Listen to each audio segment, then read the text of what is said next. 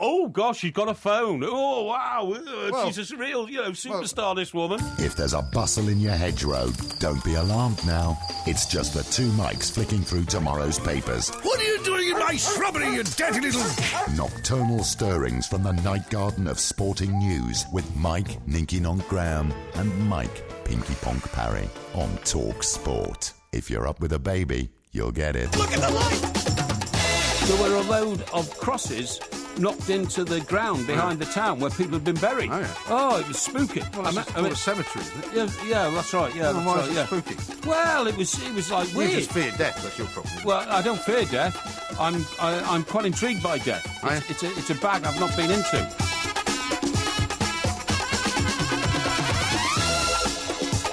This is Talk Sport. We are the two Mikes, and it's coming up to another big weekend of sport. And I'm delighted to say it's time to say a very good morning to Mr. Mike, a Porky Parry. Very good morning to you, Mr. Parry. Good morning, Mike. It's good to be here because I tell you what, I've got to give a pronouncement now to all football fans in this country, but most particularly to those poor Aston Villa fans. Oh, yes. I'm sorry, but having seen your, quote, new chairman, i.e. the puppet that's been put in by Randy Lerner. Well, how do you know he's a puppet? Well, his title apparently is the new chairman, Steve Hollis. Yes.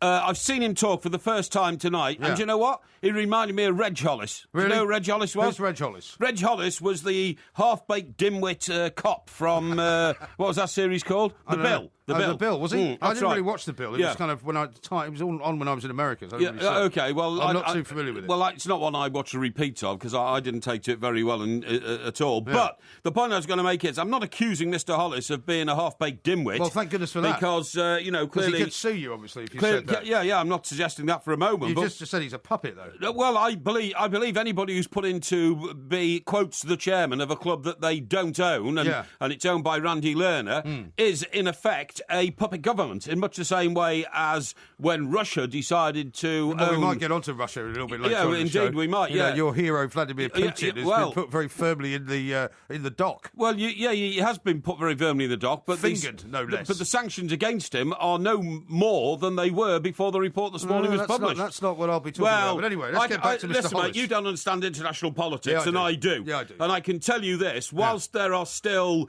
30 Russian billionaires in London buying up, £50 million houses, pumping huge amounts of money into the economy, creating enormous amounts of wealth, we would be mad to decide that Russia is one of our enemies. So it's all right for Putin to send his goons here to kill people? Well, you're okay with that? There is nuclear attack on London? There is no corroborative evidence that Mr. Putin... Are you really working for the Kremlin? I'm not working for the Kremlin. I'm sure you are. I tell you what, though, I do like the Kremlin, don't you? What do you mean? As a building, I think it's magnificent. Well, I thought the Kremlin was a whole area. That's what you told me. It is. And you said everyone thinks it's a building, but they're wrong. Before I went to Russia the first time, because I've been to Russia like 8 times, or 10 times, or something like that. I like Russia. I like the cold. I like the architecture. Time you were there?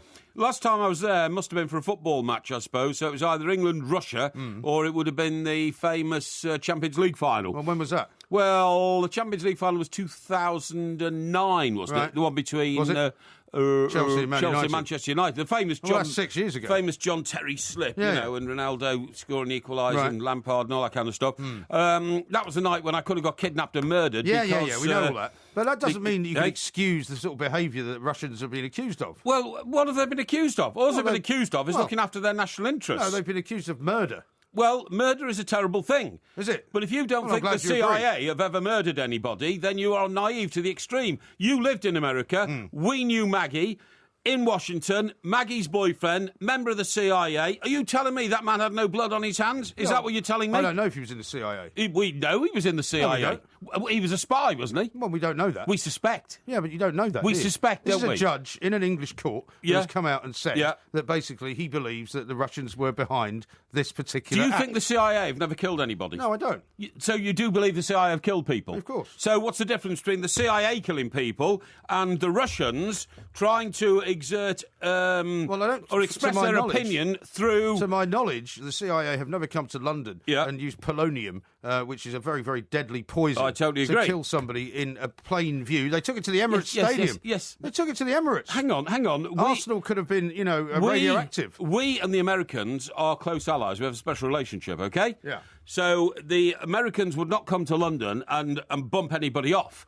But the Americans would go to places in South America and bump people off. In fact, we've all seen the CIA plans to get rid of Fidel Castro. Yeah. Exploding cigars, cars that should have blown up. Hey? Did they kill him? They failed. No, they didn't. After the Bay of Pigs, Anyway, they listen, failed that's in not the issue. every The way. issue is you are now defending yes. Vladimir Putin, who has been single-handedly singled out as the man responsible for all of this. All I'm saying is... And you're, because of your slavish devotion to Russia, which I find very bizarre, you don't want to criticise it. All I'm saying is, you go on about murder and all this kind of stuff. I say that the Russians have every right to undertake corrective regulatory procedures against their national interests and national security, like any other sovereign state. With radioactive devices. Like any other sovereign state. With radioactive things going on in London. You think that's okay? The assumption, that's okay? Mike, you used to be a journalist who talked about the facts, making assumptions about people. That the high levels of polonium were found at the Emirates football ground. We all know that. They were found at the hospital. What's new? They were found in a cafe. We've known this for 10 years. Hotel. Yes, I know that. Known this for 10 years. But those are the facts. Yes. You've asked me to give you the facts. Yes, those but are the facts. What new facts can you bring me today after the report was published this morning? Today is that the report, which has been done by a judge, says Mr. Putin might have been involved. No, says have been involved. Says that the Secret Service of Russia was definitely to blame, and that Putin probably ordered it. That's what he's saying. Yeah, but that's not a fact, is it? That is not a fact, Mike. That's an opinion, right? I said bring me new facts. All right. Anyway, we were talking about the Aston Villa chairman. Let's talk about him. Now, what I was going to say is, I saw Mr. Hollis, and he reminded me of two people. Reg Hollis already talked about from the Bill. Yeah. He also reminded me of Vince Cable. Really? Because he had this... That's not good news. No, his body language was all about saying things which he hopes will be popular with the fans, and then nodding his head in total agreement to what he's already said himself, and then waving his hand around and saying, look, you can't necessarily say we're spending all that money in the summer that's been the problem. My job now, when anybody says the buck stops here with me, I think, oh, right, OK, I know where the buck ain't going to stop, mate. It's going to stop with you. Right. He says that, I've got to set up a structure within this football club for the future. If the future happens to be the Championship, we must be prepared for it. If the future is the Premier League, then we will be ready for it. I mean, a load of gobbledygook. Right. But the one that really got me, and this is why I have just said... I believe that he is probably a puppet chairman. He said, Randy and I met in New York this week, and he was all jolly about this, and he's got an enormous double chin, and his double chin was wobbling. You've got an enormous double chin as well. No, I haven't. Yeah, you have. No, I haven't. Your double chin's wobbling even as you speak. You've got an enormous double chin. Yeah, well, but I wouldn't criticise somebody for having an enormous double chin. Your face is much fatter than mine. It's so not, actually. Don't you start the personal insults. I've asked you before for your collar size. I've given you mine. Right. Let me just finish, please. Let me just finish. So what I'm saying is, in my opinion, this is what sums it all up. Yeah. So then Mr. Hollis said, all full of jolliness and all this. Randy and I met in New York this week, and we watched the FA Cup replay, and when Villa won, we jumped out of our seats and we were jumping up and down. Good. Excellent. I'm sorry, real chairmen don't do that, you know? Right. What chairmen do is they sit there and they analyse a game and they think that for every goal that goes into their advantage, beware because the opposition might score. Well, that doesn't happen a lot if you work for Aston Villa chairman. Well, it doesn't. But I mean, and then the fans were interviewed afterwards outside after he'd spoken, and they gave the same verdict as me. Yeah. What's new? Yeah. Where is the hope for this club? Here's what he says. We are going down. He says stability is the key.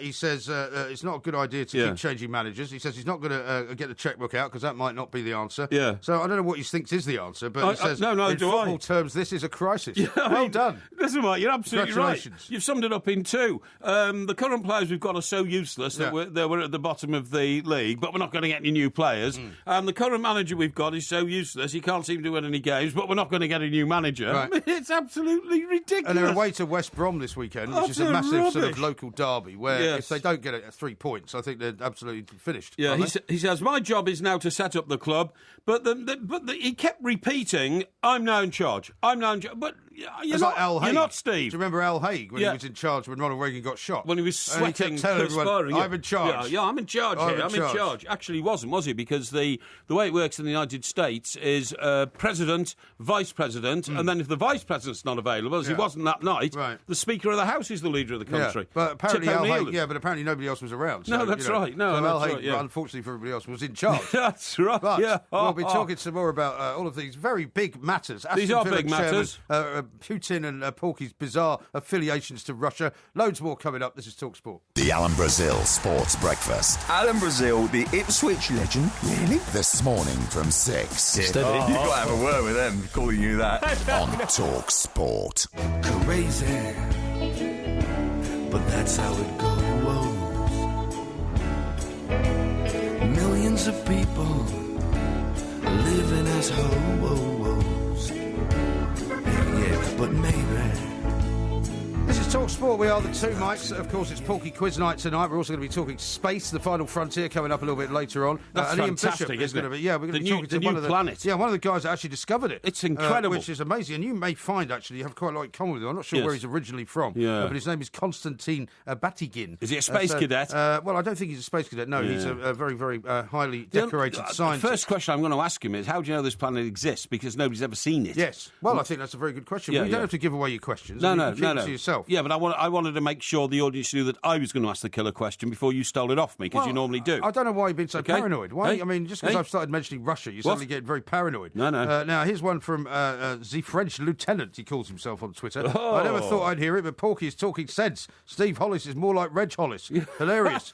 Matt says, Porky, Russian secret agent 0013, licensed to sing, brackets, badly. No. And Steve says, I can't get the vision out of Reg Hollis out of my mind now. Imagine him running a football club. Exactly. Hello. Oh, Reg. And in What's real going life, on by here? the way, in real life, that actor, whatever his name was, he... Somebody sent me a picture of him. Well, he was so upset, by being sacked from the Bill that he literally went into a manic depression. Did he? And the poor lad, I'm not joking. So he was sacked from the Bill before the show ended then? Yes, he was. Oh, right. Yeah. And it's you imagine anybody in a job which they're devoted to, and suddenly walk in one morning, sorry, you're out, bang, Right.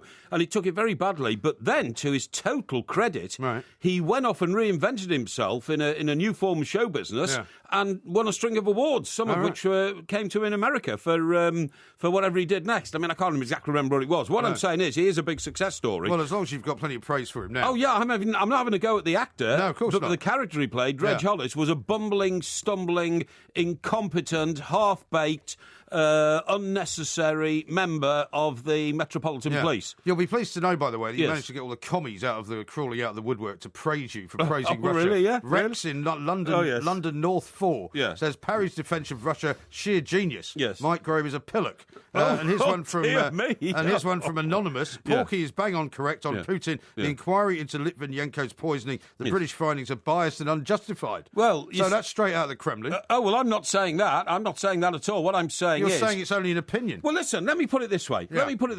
Go on. We decide in this country to pay homage to somebody who's died, right?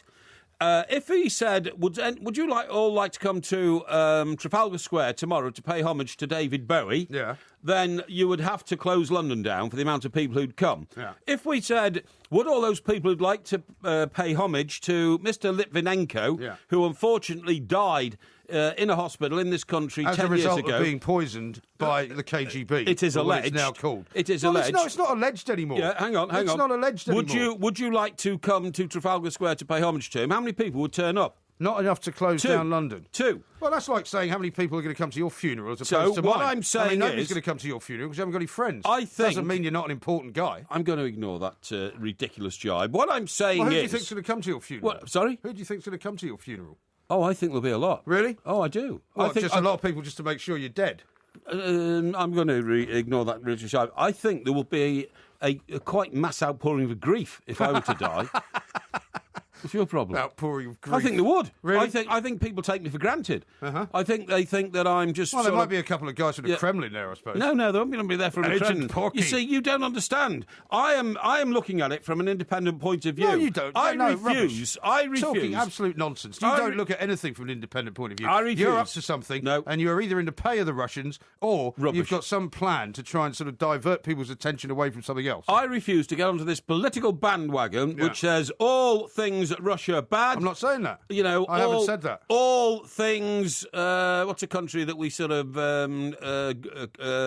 suck up to? America. America, yeah, I'm not into that. I mean, I'm all not- things I'm not America into are that either. good, actually. All I'm things not- America are good. I'm not into that but either. I think a lot I'm of not things into in that Russia either. are good. But I mean, we can't get. I mean, I don't want to spend all night on this, but I mean, you can't get away from the fact that Yes. there were radioactive isotopes or whatever you want to call them Look, in central London, brought here by people who killed Litvinenko. think That was a dangerous thing to do, even just from the point of view of people walking around in London. You may well be right. But what I'm saying is, isn't it a bit naive to say that, oh, it's such a terrible thing for overseas intelligence agencies to bump off those who displease them? Don't you think the Chinese are going around the world knocking people off all over the but place? they're not doing it in London. The point is, it was happening in London. And if they want to take this guy and take him on a boat Yes. and knock him off and throw him into the North Sea, Yes. that might be indeed something that you could justify. Right. I wouldn't particularly be in favour of it. Okay. But if they're going to poison somebody with Right. some kind of nasty, nuclear reactive stuff, Yes. then I'd rather they didn't do it in the centre of the city in which I live. Yeah, but I think, you see, the thing is, Mike, I think this illustrates that you haven't been to Russia, because when you've been to Russia, you understand the Russian way of life. Yeah. There's a Russian way of doing things, and there's a Western way of doing things. The Russians just do it with a bit more sort No, of it's perfectly nastiness, if you see what I mean. And you have to accept that. You have to accept that. Well, you don't have to accept it Yes, at you all. do. How would you like it if they'd made some kind of radioactive activity inside of a Wetherspoons? You wouldn't be happy about No, that, I would you? wouldn't be happy about that. But you'd say they've got the perfect right to do it. But to what extent was Mr. Litvinenko responsible for the attitude that the Russian authorities that's took not to the him? issue. That's not the issue. No, I think that is the issue. The issue is where they did it, for me, right? Where Yeah. they did it, Yeah. and the danger that they put lots of innocent people in by bringing this poison into the city. Yeah, okay. That's what they did. I've told you I don't before. really care what they do in the middle of the Kremlin. Right. I don't care how many people they Yes. assassinate around the world. Well, you But if didn't they- get poisoned. What are you worried about? Well, no, of course I didn't get poisoned. No. Well, But nobody that's else got poisoned. That's not the point. No English or British person got That's not the poisoned. point. We don't So know that. On your high hobby horse. Well, no. Okay. I can't Was understand why you're justifying this. anybody else? I can't understand why you're justifying Right. it. I want to know how many other people in London at the time that Mr. Litvinenko was sadly dying. Yeah. How many other people in London went to hospital and reported they were turning orange? As far as we know, nobody. Exactly. So the Russians didn't kill anybody in this country except Mr. Litvinenko. That's not and the that's point. a matter between the Russians and a Russian guy they Not didn't the like. point. Not the point at all. We don't know what was behind the reasons for the Russians No, we don't. But that doesn't mean you can wanting justify to it. eradicate But that doesn't mean you should justify it. Litvinenko. I we can't don't understand know. why you're justifying it, other than the fact that you are indeed in the pay of the Kremlin. No, don't be Matt says ridiculous. this. So Porky's been to Russia 8 times. Are we absolutely certain that Porky isn't a secret agent sent to spy on us for Putin? No, don't be Are we? ridiculous.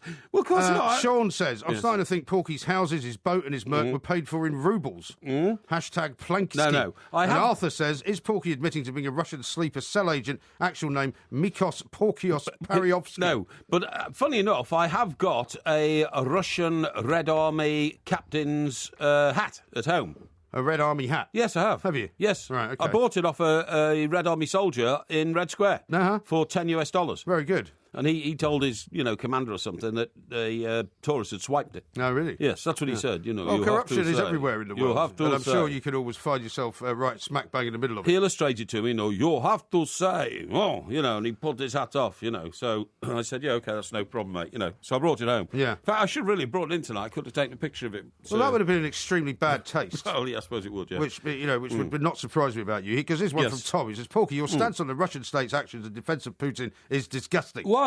Well, because he thinks it is. Well, He's entitled to his all opinion. I'm saying is that there's an incredible wave of hysteria here about, the Russians are bad and all that kind of stuff. Let me ask you again.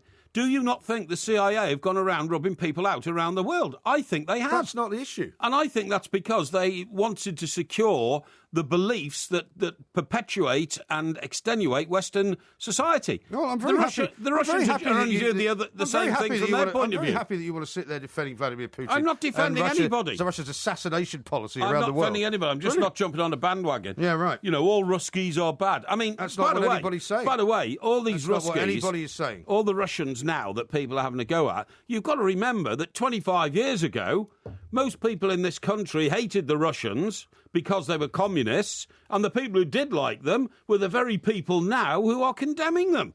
Because Which people? Well, people like trade unionists in this country, of the extreme I haven't left. heard anybody condemning Russia from the trade union movement. Very rarely do they do that. No, that's exactly what I'm saying. But what I'm saying is, a lot of these people now who are clambering on the bandwagon, all Russians are bad. There's an awful lot of these people. Nobody's jumping people on a bandwagon used to say all Russians are good. Nobody's saying that. Why can't you think in anything other than black and white? By the way, what is wrong with you? When everybody was saying all Russians are bad, they were bad. But now people are saying all Russians are bad. But Russians are good. Russians create wealth. They have a capitalist society. Capitalist societies are the societies that breed freedom and liberation from dictatorship and the yoke of communism, which no longer exists in Russia. Yeah. So you're defending Putin, the prime suspect behind the hit on Litvinenko. Expect more assassinations. We've been warned, and the Russians are in the frame for a string of murders, possibly as many as 7. You're defending that. That's I fine. am not defending that at all. I will just not jump on the bandwagon of condemning people where assumptions are being made. You can't say absolutely definitively, Mr. Putin was behind it. It's an assumption. Well, it's been made by a judge, and when judges make assumptions, normally that results in people going to prison. Oh, yeah. This is Talk Sport. If you've recently noticed that you're starting to lose your hair, there are a range of options open to you. You could have a hair transplant, as long as you're earning as much as a Premier League footballer. For the more thrifty amongst us, there's always the classic comb-over. Or if you really want to make a statement, why not go all out and get yourself a poodle perm wig? However, if you want to do something effective, you're going to need facts, not fiction. Regain for Men Extra Strength Scalp Foam contains minoxidil, which has been scientifically proven to help stop and even reverse hereditary hair loss, working deep down at the root. It can be used on a receding hairline, and the earlier you start using it, the higher your chances of success. You could even start seeing visible results in 16 weeks. And now Regain has an app that gives you support and advice to track your progress and maintain your twice-daily routine. Separate the facts from the fiction at regain.co.uk. Regain contains minoxidil. Always read the label. Left foot, right foot, left. Running would be left foot. So much more fun. Right foot. If it was five-a-side. With Lucas A Power League. Goes round the keeper and blasts it home. Get yourself fit in 2016 and have fun with Lucas A Power League. Join a competitive league today and your first match is free. Save up to £49.50. Get out, get fit, get in. With more locations than anyone else, visit your local centre or powerleague.co.uk. Mate, are you meditating? Shh. What? I'm at one with a new peace of mind. Because Trustford have now moved to a new purpose-built transit centre in Dagenham. Repairs, maintenance, support, even new and used commercial vehicle sales. Trustford keeps you on the road. They're always there for you, makes you feel loved. And I don't say this often enough, but I love you. Leave it out, Dave. Trustford's transit centre in Dagenham is now open to look after you. Peace. Oh. When you need all the latest form and odds on all the day's sporting action, and you need it fast, you need the Coral Daily Download. Get all the latest news and great offers on all the big games and all the biggest race meetings in one essential package. Delivered to your ears at the speed of sound. Don't miss the Coral Daily Download every morning on the Alan Brazil Sports Breakfast from 6 on Talk Sport with Coral. Your best bet for breakfast. The two mics, there will be a podcast coming out a little bit later on, of course. Still an awful lot of Russian-related stuff coming in on the old Twitter feed at the two mics, of course. Well, I hope people are taking it seriously. It's a serious international debate people on are diplomacy. Taking it very seriously. Good. Ian says this is Mike Polonium Parry. Everything he says is nuclear. Sorry, I meant unclear. Paul says Reg now lives in Southampton. He goes to a small local indie club called Lennon's, and everyone calls him Reg. Oh, right, okay. So there you are. Yeah. Somebody sent a picture of Vladimir Putin in with a caption that says, "We love Porky here in Russia." Well, you know, and there's that's a picture just of having a laugh. Proof of Porky's Kremlin crush. Picture of you doing a bit of a Cossack dance. Oh, yeah. Brendan says the KGB is alive and well in Comrade Porky. Is he still on the payroll? Does Mr. Parry realise the Cold War ended 26 years ago? Well, of course it did, and that's what I'm saying. So, you know, we no longer... The way people are trying to portray this is that the evil Russians, you know, who still want to seize world domination are coming into Britain and knocking people off and all that. It wasn't. Yeah. It was an internal dispute, which sadly happened to be sorted out in London. Sadly. But the Russians, we with should the polonium. The Russians in are a a very teapot. powerful nation. We should see them as allies. I mean, do you watch War and Peace? No. I watch War and Peace. And Yeah, if I you know, watch, I can tell. Yeah, you got it all wrong the last time you were telling us. No. If you watch War and Peace, Full you of will see. Rogerisation, you were telling me. Sorry, what? Full of Rogerisation, you were telling It me. is, yeah, quite a lot of that, yeah. And if you watch that, you'll see that the history of Russia is very similar to the history of our country. And in fact, we are inextricably linked through our royal families. I mean, Russia haven't got one because they got rid of theirs, if you see what I mean. They shot them all. Yeah. And the people who are in agreement with you would like to see the royal family is shot as well. So No, be careful who no, your not bedfellows at all, are. not at all. Be I'm- very careful no, who your bedfellows no, are. I'm a huge what royalist. What you're now doing Huge royalist. right, I is you're support the royal family. You're attracting all the cranks, right? All the tinfoil hat wearing I people don't think who so. think that Britain and America are to blame for all the ills of the world and who think Russia are brilliant, right? How about this from Paul in Milton Keynes? Yes. At last, I agree with Porky. He's completely right. Don't believe the government propaganda unquestioningly. Surprised at you, MG. Yes, Now, hang on a second, exactly. Paul. So See? what are you saying? That the judge in this case is making it all up? That actually the poisoning was done by the British Secret Service? No. And in fact the Russians had nothing to do with it? I mean, really? No. Get a grip.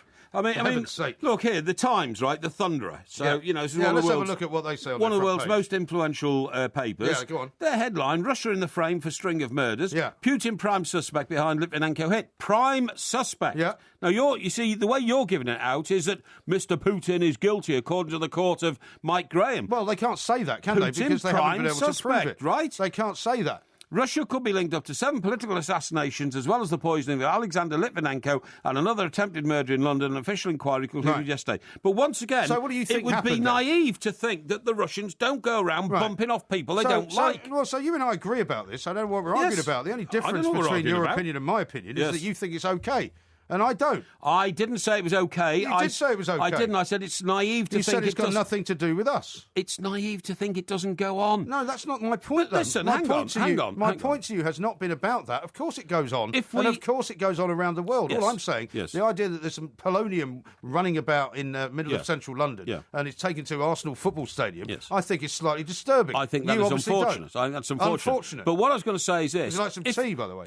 Yes, I would like some tea, please. Yeah. If you've got hundreds of millionaires, Russian millionaires, living in London. Well, you can't suddenly say, you know, we enjoy you bringing your wealth here, we enjoy you bringing your business here, we enjoy your investment here, and then say, but we only want so much of the Russian way of life here. Oh no! We'll See, have no, this, you're but we can't completely- have no, that. You're off the scale. You're No, mad. no, you can't tell You've them lost that. the You plot. can't tell them they can only. You've lost the They plot. can only be so you're saying that- British. So you're saying basically, if Roman Abramovich wants to buy a football club, Yes. what we have to put up with is political assassinations. Of course not. That's a what you've just said. ridiculous thing to say. No, what I'm saying is that the tentacles of Russian society and the way it works, Which you seem to know an awful lot about. will inevitably spread into London if, as you've quite rightly pointed out, we allow Russians like Mr. Abramovich to invest such huge amounts of money in this country. So you're saying of that course, there's going to be a side issue about behaviour of people who come here from different cultures. Unbelievable. Of course, there is. Unbelievable. Anyway, listen, we should be talking about whether or not Pep Guardiola is going to Manchester United. We should indeed, because there's an awful lot of stories, and this has Yes. happened in the past Yes. when there's a sort of a burden of evidence, if you like, if you pardon the phrase, Yes. against a particular manager. And there seems to have been somebody briefing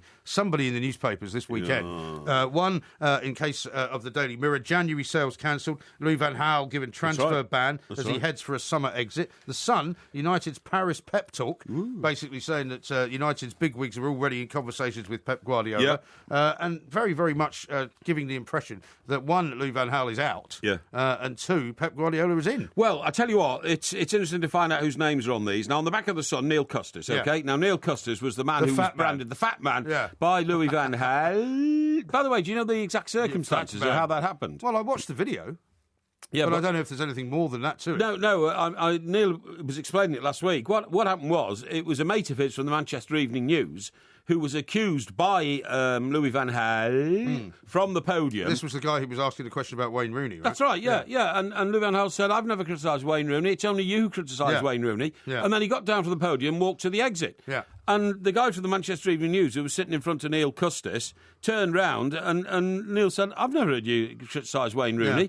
And then as Van Gaal heard that, when he Yeah. went out, he sort of came back in, He turned pointed around, at yeah. Custis and said, and you do as well, fat man. Yeah. Well, I saw all that. yeah, I thought you were going to it's- tell me something I didn't know. No. What I was going to say is that You were going to tell me the circumstances around it, like I thought there was some previous encounter that you were going to refer No, to. I was saying, did you know that Neil was actually sticking up for the guy from the Manchester Yes. Evening News? Anyway, the point is, Neil's name is on this story. He has an acknowledged expert on matters Manchester United, the first man ever to tell us that Ronaldo was leaving Manchester United after everybody else had said, no, that deal's off. Right. And it happened. But he says Manchester United have made a dramatic move to snatch Pep Guardiola from neighbours City. United officials met Guardiola for face-to-face talks in Paris last week, according to reports in France. So, somebody's given him a call and said, did you know this was going on? So I think it's very interesting, and I agree with other colleagues on this station to say that if he was offered Manchester United or Manchester City, there's not a choice there, is there? Well, I don't think so. You would go to Manchester United. Well, that's what everybody says, but I'm not sure. Why is it so cut and dried?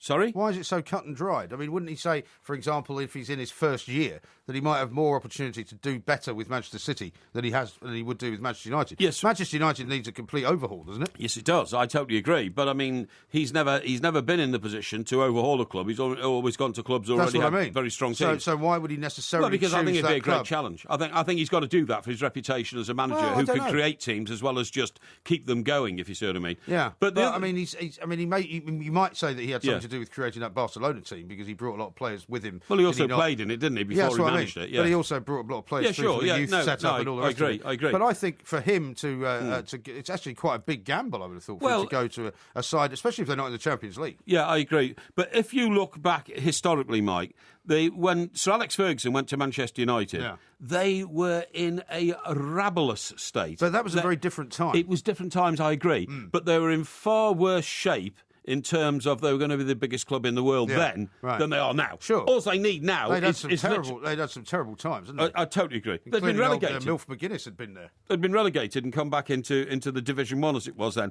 But what I'm saying here is that, remember, Manchester United are the richest club in the world. Yes. The figures published this week... Well, they're not quite as rich as Real Madrid, are they?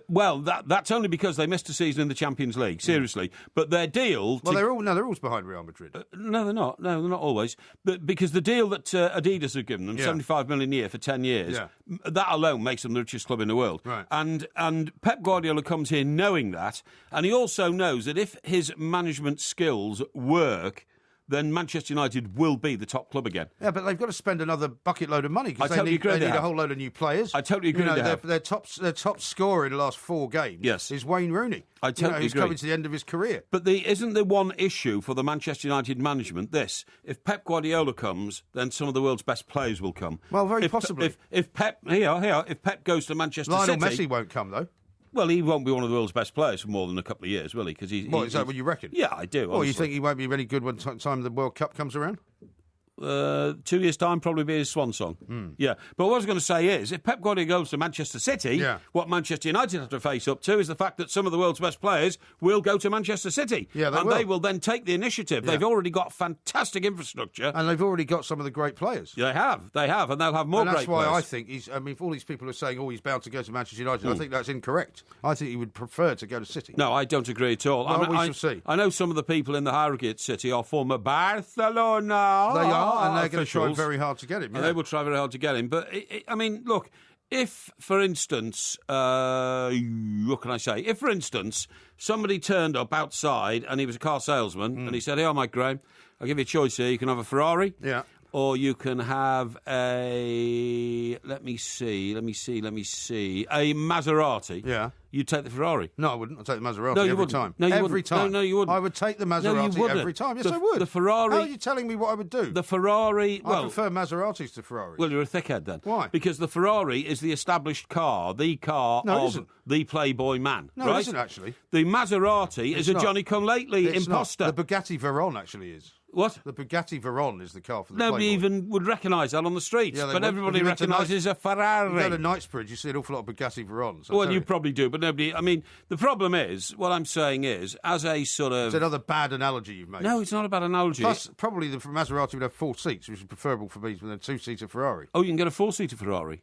You can do, yeah. Yes, you can. But you didn't specify that. In fact, I went to see a heart consultant once, and I was rather unsettled to see his car parked in his slot outside the hospital, and it was a 4-door Ferrari. You know, that's why all these doctors go on strike. I'm not joking. They've got such a terrible time. I'm not joking. No. I pitched up at his rooms in Wimbledon, right? You know, it's a nice enough area. Yeah. And when I went in to see him and all that, I just said to the girl, you know, who's sitting there, the receptionist, I said, got some very wealthy patients round here. Right. She said, looked at me like dimly.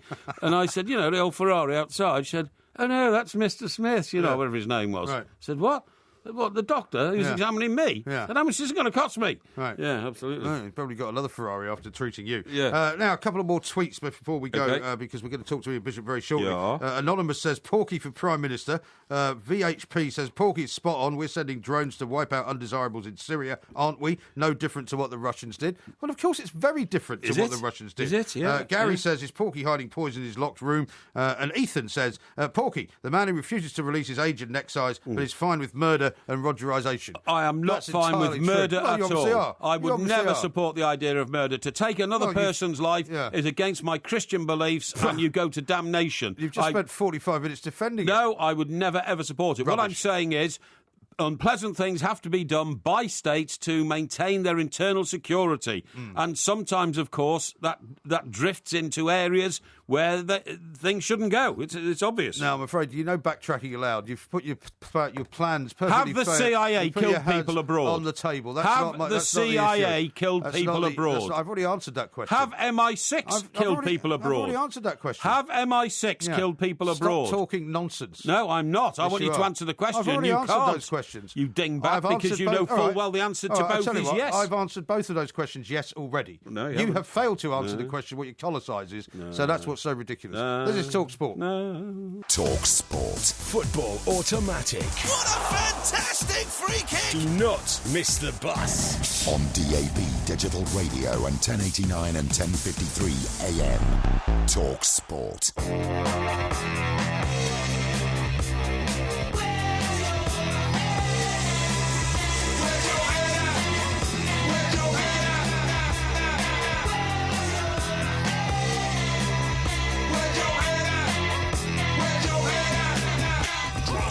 This is Talk Sport. We are the two mics. We've got loads coming up. In the next hour, we'll be not talking so much about Russia or the former Soviet Union. We'll be talking instead about space and planets, because we're talking to a guy by the name of Konstantin Batygin, who's assistant professor at the California Institute of Technology, or Caltech, as some people know it. That is out of this world, man. Yeah, all right, calm down. You haven't been on those funny cigarettes again, have you, before you came in? No. Here's one from Toby, who says, so Porky is saying because the Russians have lots of money, it's okay to kill people in the UK. No. Always about money, isn't it, Porky? No, I didn't say that. What I said is, look, I'm not going to repeat this for ad infinitum. No. I'm afraid the world of international espionage is a murky old world. And, really? when you get below the surface, it can be pretty damn nasty. That's all I'm saying. Certainly can. And because London is one of the most vibrant cities in the world, it's never going to be immune to it. People come here because of the crack that London gives them. The crack? Yeah. And how about this, right? You're not going to like this. And sometimes, horrible things happen. Ian Bishop is not going to like this one either. It says, so Porky is a red. So much for his beloved Everton. He's a red, and it's on record, Porky is a red. Don't be ridiculous. Russia's not red anymore. Russia's no longer marching along under the, we'll keep the red flag flying there. No, that's Jeremy Corbyn. No, that's Jeremy Corbyn, that's right, yeah. Right, let's talk to Ian Bishop and get some football on the go. Indeed. Ian, a very good morning to you. Welcome to the show. How are we doing, fellas? Yeah, very good indeed, Ian. Before we go any further, may I thank you for your devoted service to my club, Everton. We love you from there. Oh, it was a pleasure, mate. I managed to get a game in when I was home as well. I went to the Tottenham game. Oh, excellent. Well done. That's that was the draw, yeah? Porky's managed to get to two games so far in most recent weeks. One was down at Bournemouth, where Everton were winning 3-2 until the final seconds. Then he went to Stamford Bridge, and the same thing happened. So I've been telling him not to go to any more Everton games if he wants them to actually get some points. Exactly, which raises the point, Ian. Why can't Everton hang on to these blinking leads late in the game? I honestly have no clue. I think you look at the table now and they've had 11 draws. I think they've had 5 losses, which is only one behind the league leaders, Arsenal. Yes. And I think the same as Man City. So, it's definitely, I'm sure, I think we spoke about this the last time and it hasn't improved in any way. I mean, it's all the way to It hasn't. And by the way, we've only been beaten once away from home. That was at Arsenal, who may well turn out to be the Premier League champions. But you see, this weekend, Ian, we've got Swansea at home. Now, if ever there was a case where you should say, right, fill your boots with a few goals and 3 points, but you don't have that confidence about Everton, really, do you? Not really, mate. They seem to be banging the goals in away from home, and then at home, especially. I mean, I think the Tottenham game. I think Lennon's goal was the first chance that they created. It was. It seemed to me that Lukaku was a bit isolated up front on his own. Kone was on the left, when you've got a natural left-sided player like Morales on the bench. Yes. It just didn't seem to make sense, you know. Yeah, I know. Yeah, well, And the key, I suppose, for Everton. I mean, you're looking at the top end of the league table, and you've got Leicester, who may or may not stay up there. Manchester City, Man United are there as well. Arsenal, of course, and Spurs now. I mean, there's not much hope of Everton getting into the top four. I suppose at the end of this season, the best they can hope for, really, is to hold on to some of their players that might be on the way out, like Romelu Lukaku, perhaps, and Barkley. And we could do that by winning a cup, Ian. Definitely, mate. Yeah, I think there's a chance for that. You know, they've got a lead going into. Is it Wednesday? They play Wednesday, yeah. Manchester City. It's at Manchester City, but as we've said already, the away form is good. They're scoring goals away. We've got a 1-goal advantage. I would actually back Everton to get through there and get to the final. Definitely. I mean, I'm not 100% that they'll beat them. I can see them scoring. City aren't the best of the pack. It's well documented without company that they struggle a little bit. You know. Yes. And you've got to take full advantage of that. Yeah. Yeah, absolutely right. Definitely, yeah. So, I mean, we've got a couple of big games here on Talk Sport. We've got West Ham against Manchester City, two of your old clubs, Ian. We got live commentary of that one. City have sort of flattered to deceive a little bit. We're reading about whether Pep Guardiola is going to go there or Manchester United. What do you reckon will be his choice? And do you think City can sort of bully Arsenal out of the top spot? Well, I know where I'd like to see him go, mate. You know, I'd love to see him at City. Van Gaal's up in the air, isn't it? Pellegrini, I think, he's under pressure to win the thing, and if he doesn't, it could happen. But I'd like to see Guardiola go to City. I think that would suit him better anyway. I think he's going to be successful wherever he goes, mate. Yeah. He knows his football. He gets his teams winning. I know it helps when you've got the squads that he's been used to, but you're still going to make them win, haven't you? Well, exactly, and we were just arguing about that a minute ago because I mean, if he goes to Manchester United, which a lot of people seem to think is what the sort of the money is on at the moment, he'd have to rebuild the team completely. And if they weren't in the Champions League, I'm not sure he'd want to take that on. Are you? No, I don't think so. I think that's what sways him towards City. I think that team will be taken apart and rebuilt again, and it'll be the third time in a short space.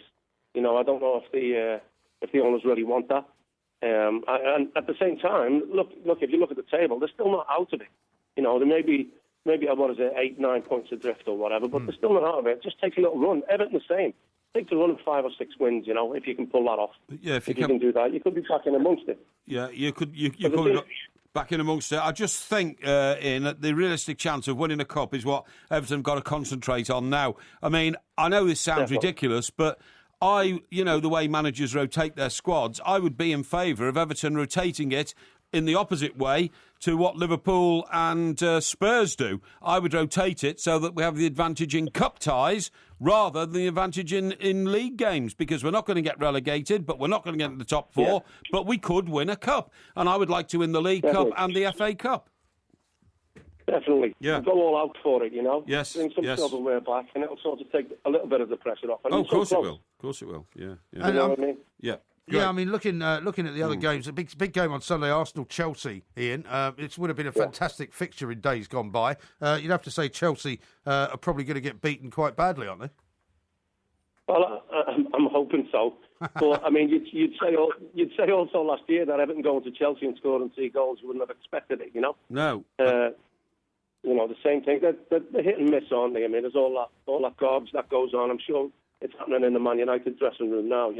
At the same time, and it does affect when there's all that speculation about your managers or your better players. It does cause chaos within the playing staff. Yeah, no, I totally agree. But I agree with Mike Graham here. When you watch it, week in, week out in this country, Ian, Chelsea are... How have they become half the team they were last season in such a short period of time? Nobody really knows. They've lost their manager. They're in chaos. I mean, it's a long time since we saw a Premier League Championship team fall so badly, so far, so quickly. Exactly, mate. I mean, like you say, you can't explain it, can you? No, you can't. You can't explain it. Playing the same style. Yep. Obviously there's defining factors. Costa didn't score a goal for God knows how long. Yep. Where he was banging them in last season. Hazard, there was a little bit of unrest, and I think he's, along with Willian, is their best players. Yes. I think if anything, Willian can be excused with the performances. Because I think he's a fantastic player. Yeah. I wouldn't be surprised if he up and left, you know. Yeah, sure. It could happen. It's going to be another massive weekend. Ian, thank you very much indeed. Thanks very much Ian indeed. Bishop there, a legend at Everton, as you've quite rightly said. Yes. Former West Ham Manchester City player as well. We got lots more coming up. We'll be doing the Selco Predictor, don't forget, later on. We certainly will. Because we haven't... I think you dropped down a place last week. Oh, did I? So I think you're now second from bottom. No. In the TalkSport Presenters League. No, I don't think you so. are. We'll have to check that out. I think that's a load of also, rubbish. of course, it is Ask Porky. And John Wayne is the reason for the quiz this weekend. I can't remember why the John Wayne quiz was put up on it. Was it some kind of anniversary of John Wayne? Well, no, it was the fact that Donald Trump. I know that Donald Trump made the speech from the Iowa John Wayne Memorial Centre. Yes. And I knew he was going there. Right, okay. Because I read that on in one of the Sunday papers. Oh, okay. okay. He was making the speech. But there. that wasn't because of some anniversary. It was just because he decided to go there. Yeah, absolutely. Yeah. And in fact, John Wayne also came up, didn't he, in conversation because of the fact that... what was it? What was it? What's wrong with you? No, I mean, it was. You've blown yourself out on this Putin nonsense. No. What are you talking about now? Well, I tell you what. This is another good one. Well, go on. This is why John Wayne fits into the show. Yeah, why? John Wayne was a member of the American Anti-Communist League for many, many years. Right. He campaigned for Ronald Reagan to become the governor of California and then the president. And you don't want to give too much away here about your knowledge. No. Well, I mean, everybody knows it. And John Wayne, as the main and arch anti-commie agitator in the United States of America, was given a congressional medal for fighting the Russians. Well. So that's another reason why we're doing John Wayne. I wonder if that's going to be one of the quiz questions. Well, I've no idea. I haven't seen them yet. I don't know. William says this on the subject of you pushing off this mortal coil. I reckon, God forbid, if anything happened to Porky, people would be lining the streets for his funeral. Yeah. He is, after all, the man of the people. Well, thank you. Thank you. Nico says, why are they always picking on you, Porky? They're jealous of you, Porky. That's why. Of course they are. And James, on the other hand, says, so Mike Parry's taking a break from sucking up to his mates at Eton so he can suck up to a dangerous world leader. What? Mr. Putin. You off your rock. Please I don't suck us. at my mates at Eton. Right, and how about this one from Stuart in Barnsley, who says, Mike Graham, please make sure Porky doesn't poke you in the leg with his umbrella. Well, it wouldn't be an umbrella in my case. What would it be? I might just invite you to take a little ride in my Mercedes, and you might sit on a pin on my passenger seat. Which Actually, might just, somebody sent a picture in of you looking like that woman from... who was that woman in the James Bond film? Oh, that was Klebb.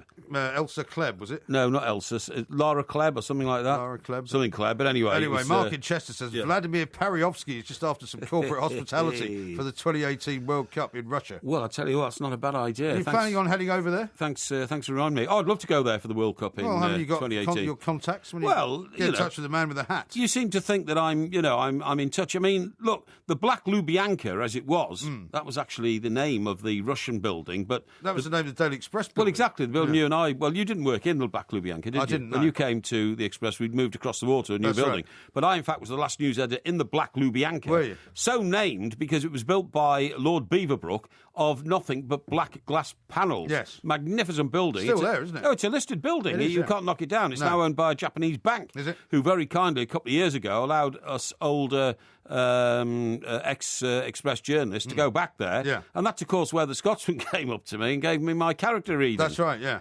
Can I have a word with Yes, you it was in the absolutely corner? free. Yes, sure. And I went over there. I want to tell you something, Mr. Parry. I didn't like you then, and I don't like you now. And he still doesn't like you, by the way. No, he still doesn't like me. Here's When he walked off. one from Mal, who says, Will Porky ask his mate, Putin, to change the name of Gorky Park in Moscow to Porky Park? Hey, well, that's not a bad idea. That's a great film, actually. Have you seen Gorky Park? No, I haven't. But I've been to Gorky Park. And do you know what that we found in Gorky Park? I was with Peter Hitchens. Yeah. We walked to the far end of Gorky Park and we found all a these... dead body, did you? No, well, near enough. We found all these statues. Right. They'd pulled down all the statues of Lenin and Stalin and all that, around Russia, and they dumped them all in Gorky Park. Oh, right. Amazing. Here's one from... Could have brought one home. JM, vocal supporter of Russia, lives beside a military base, has contacts in naval intelligence, security door, single, equals sleeper. I'm afraid you fit the profile, Mr. Parry. Oh, dear me. But we shall move on from Russia, and we will talk about many things, including a rather odd story about a monkey. This is Talk Sport, we are the two Mikes. There will be a podcast coming out. Thankfully, this week, the podcasts have all been relatively damage-free, although one was slightly late the other day. I saw something today, actually. I know it's Porky Quiz Day today. Yes. But there was a little newspaper thing that I looked at, which said you can take a little test, which has got a few little questions in it, to determine how much common sense you have. Yes. Because there are 7 trick questions, which are slightly misleading and slightly menacing. Right. But I did them, and I didn't find them that misleading or menacing, I must confess. Okay. So I don't know whether you want to have a go at some of them. Yes, I wouldn't mind, Would you not mind? Here's one for question number 1. You want to do this right now? Yeah, we can do, yeah. Okay, go on, Question number 1. A man went outside in the pouring rain with no protection, but not a hair on his head got wet. How come? He was bald. Correct. Oh. Question 2. See, not that difficult, are they? No. John's father has 5 sons named Alan, Blan, Clan and Dlan. What did he call his 5th son? Sorry, if they're all called Alan, what's the second part of the question? Alan, Blan. So Alan and then Blan and then Clan and then Dlan. Oh, I see. Yeah. So you've got to listen to the question. Oh, okay, so the 5th son would be Elan. Well, you would think that, yes, but you weren't paying attention because it says John's father as the first part of the question. Yeah. So obviously his name's John, isn't it? What? John's father. What was the question again? John's father has 5 sons named Alan, Blan, Clan and Delan. Yes. That's the bit that sends you off thinking it must be Elan. Yes. But the first 2 words of the question are John's father. So I see. So it's got to be John. Yeah, I got it. Yeah. Question 3. A taxi driver is going down I think this one's easy. Going down a one-way street the wrong way. He passes 12 cops. Why does he not get arrested? He's going down a one-way street the wrong way. He passes 12 cops. Yeah. Why does he not get arrested? 12 cops on a one-way street. I must have. I don't know. He's walking. He's walking. Yeah. Oh, you see, excellent. I mean, that's kind of what it's like. Yeah, I see. Anyway, we won't bother with that. No, exactly. But that's the kind of thing. Yeah. Well, actually, funny you should say that because reading my journals today, I came across a research paper which examines the amount of emotional intelligence people have. Oh, yes. And that's something completely different, isn't it? Well, yeah, but I mean, you need it to get through in life, okay? Yeah. The emotional intelligence is the ability to recognise, understand and manage emotions in a more and it's more important than ever as life gets more and more complicated, okay? Yes. And scientists say that the way you deal with your emotional intelligence is directly related to how successful you're going to be in life, okay? Right. Now, this came from the University of Bonn in Germany. They've discovered that those with higher EI, that's for those of us who deal in this sort of thing, that's emotional intelligence, earn more money, while a study in Canada, which is also part of the research paper, has found that those with a better ability to recognise and manage emotions are those who are more effective at decision-making. Yes. Right? Yeah, well, do you think you've got emotional intelligence? Oh, very much so. Really? I think I've got a very, very high emotional intelligence quotient. How do you know whether you have a high intelligence emotion quotient? Well, because I feel so confident within myself. No, but haven't they got some kind of a quiz that can tell you how you are in terms of how you deal with certain situations? Yes, they have. Because I would say that I don't think you have emotional intelligence. Oh, no, I have. I think you're very intelligent, but I don't think you have emotional intelligence. Other studies show that emotional intelligence is also linked with increased life and job satisfaction. Yeah. Those with low levels of emotional intelligence often blame their own brain structure for it, okay? Okay. Yeah, a study published last week in the journal Biological Psychiatry, Cognitive Neuroscience and Neuroimaging found that those who suffer from rage attacks, right? Yeah. You've met people like that, haven't you? I certainly have. Yeah. Actually have a lower volume of grey matter in their front limbic brain structures. Olympic brain? No, front limbic. Oh, right, okay. That's the lobotomy part of the front of the brain. Yeah. In simple terms, smaller emotional brains, okay? Right. But it is possible to boost your emotional intelligence.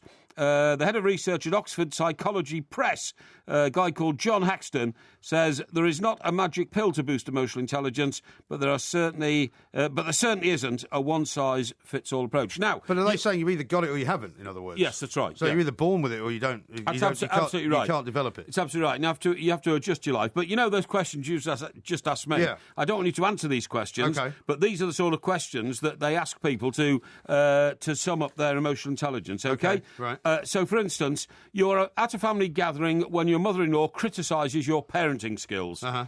Do you, A, listen and smile, B, feel offended, C, hit back verbally? I don't feel offended, certainly. No. I mean, I think the circumstances would depend on whether I would hit back. Yeah, exactly. Yeah. Second one, a friend who normally replies to your messages quickly has not got back to you within an afternoon. Yeah. So you know what I'm saying. You send them a text message or something like that. Do you, A, worry that something has happened to them. No.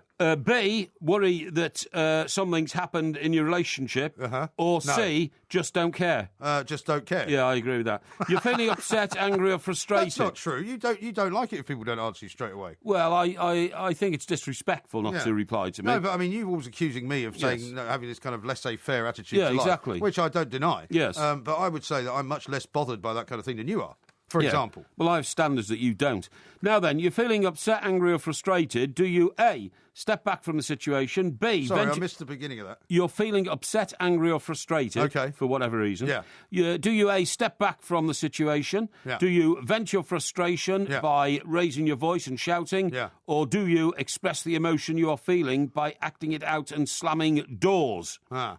And I would say a mixture of 2 and 3. Yeah, well, so you'd start shouting and then slamming doors, Sometimes at the wrong people as well. Yeah, if I'm upset and angry, people get to know about it.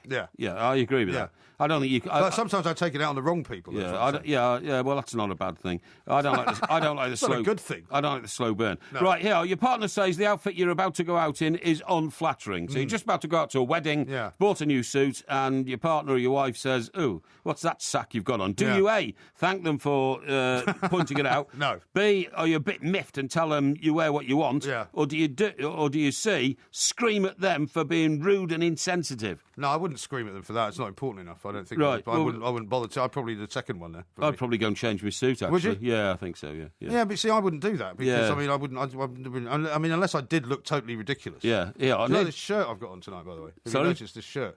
It's a very bizarre shirt. It's got a yellow collar and a blue, and the rest of it's blue. Multicoloured shirt. Yeah. Now, I used to wear a shirt like that when I was about 16 or 17, and it's made by Ben Sherman. Is that a Ben Sherman? It's similar to it's a Brooks Brothers, actually. It's similar to Ben Sherman in the way that it's constructed. It is, in the way it's got button. It hasn't got a button at the back, which Ben Sherman's always had. They did, yeah. Right, here's the last one. You and I can both relate to this, right? This is great. Your boss dislikes your presentation, right? And they're suggesting improvements to you. Yeah. Do you, A, say, thank you very much indeed, I'm very grateful for your constructive criticism? I always say that, yeah. Do you, B, you're hurt, but you don't indicate it, but you feel shattered that you put so much effort in? Yeah. Or are you C, horrified that he thinks you're lazy and useless and you're going to lose your job? Well, many years ago, I suppose it might have been the latter. Yeah. I was once told by somebody in radio that I had no future in radio. Right. And that it was because of the way I spoke. Who was that? I can't tell you. Yeah, I think I know who that was. Yeah. And I was quite annoyed about that Yes. because I walked out of the office having had a meeting with this guy, having waited for quite a long time to have a meeting with this guy, thinking, well, that's it then. Yeah, I better go and do something else. Exactly, yeah. But then it turned out not to be the case. And so now I'm very much more kind of likely to just go, thank you very much indeed. Yeah. And then pay no attention. Yeah, I totally agree. To be grateful for the constructive criticism is not my scene. I can't see you doing that. Because I have self-confidence. But you can pretend to be, though. Yeah, but I have self-confidence. The B option, are you hurt that you put so much into your effort only to disappoint your boss, so you feel you've let your boss down? Yeah. No, that is not my reaction. Well, that depends on the boss as well, doesn't it? Well, I suppose so, yeah. I suppose it would, yeah, it's true. Or C, are you horrified that he thinks you're useless, going to lose your job? No, I don't think I would, and if I did, I'd try and get a job somewhere else, I suppose. Yeah. But that's life. Oh, you said to me, are you born with it or without it? Yes. You can actually try to boost it, okay? Yeah. And you do it by building your self-awareness, by being self-aware that you have got a problem. Secondly, think before you act. So instead of being instinctive, every person experiences a wide range of emotions, but think your way through life instead of acting instinctively. Yes. Thirdly, be rational. So that is, stay within your limits. And the fourth one is observe and learn from other people. Yes. Okay? Well, I think as you get older, you tend, unless you're a complete plank, you tend to get better at certain aspects of life, don't you? Totally agree. Now, a couple more tweets to read out just before we head off into the hills. Yes. William says, old MG, what are you doing asking Porky if he wants some tea? He stated categorically he wouldn't make tea for anybody. No. And he still doesn't. That's true. No. And here's a good one from Ross, who says, it's a good job the FA didn't take the same actions as Russia when Mike Parry was leaking everything to the press. Yes, absolutely. You might have found yourself in... Well, I wouldn't have done that in Russia, but that's, again, you see, that's another point of what I'm saying. You have to abide by the laws of the society within which you live. And Mr. Litvinenko, I'm not suggesting for 1 minute he was guilty of anything or innocent of anything or whatever, but he was immersed in a society where that sort of retribution is not unusual. Oh, OK. Thank you very much indeed. We're never going to change your view on this whole thing, and so I think it's time we put it into bed. I agree. This is Talk Sport. We're the two Mikes. If you fancy a flutter on the football, a gamble on the golf, a double on the darts, or a treble on the tennis, you're in luck. Get closer to the action every weekend with Betway's Man in the Know on the Weekend Sports Breakfast with Georgie Bingham and Mickey Quinn. Bringing you all the form on the football, the going at Goodwood, the tries at Twickenham and the overs at the Oval. Every Saturday and Sunday morning from 7 on TalkSport with Betway. Bet now at betway.com. There's such a fuss made about celebrities these days. The ones from the soaps, from reality TV, the ones who are famous for being famous. Well, Lloyds Bank think it's time to celebrate the right people. The plumbers, the florists, the architects, Britain's small businesses. And that's why they've designed their new business current account. It's straightforward and easy to use, it offers free electronic payments, and it comes with support from the Lloyds Business Management Team. So Britain's small businesses can keep doing what they do best. Find out more at lloydsbank.com/business current account. Lloyds Bank PLC. Free electronic payments conditions apply. If you run a business, I bet you run a lot of it on your computer or smartphone. All that client data at your fingertips is very handy. But is it secure? A lot of not very nice people would love to get their hands on that data. To keep it secure, always download the latest software updates. They contain important security upgrades, which help protect your device from nasty viruses and hackers. Be cyber streetwise. Visit cyberstreetwise.com.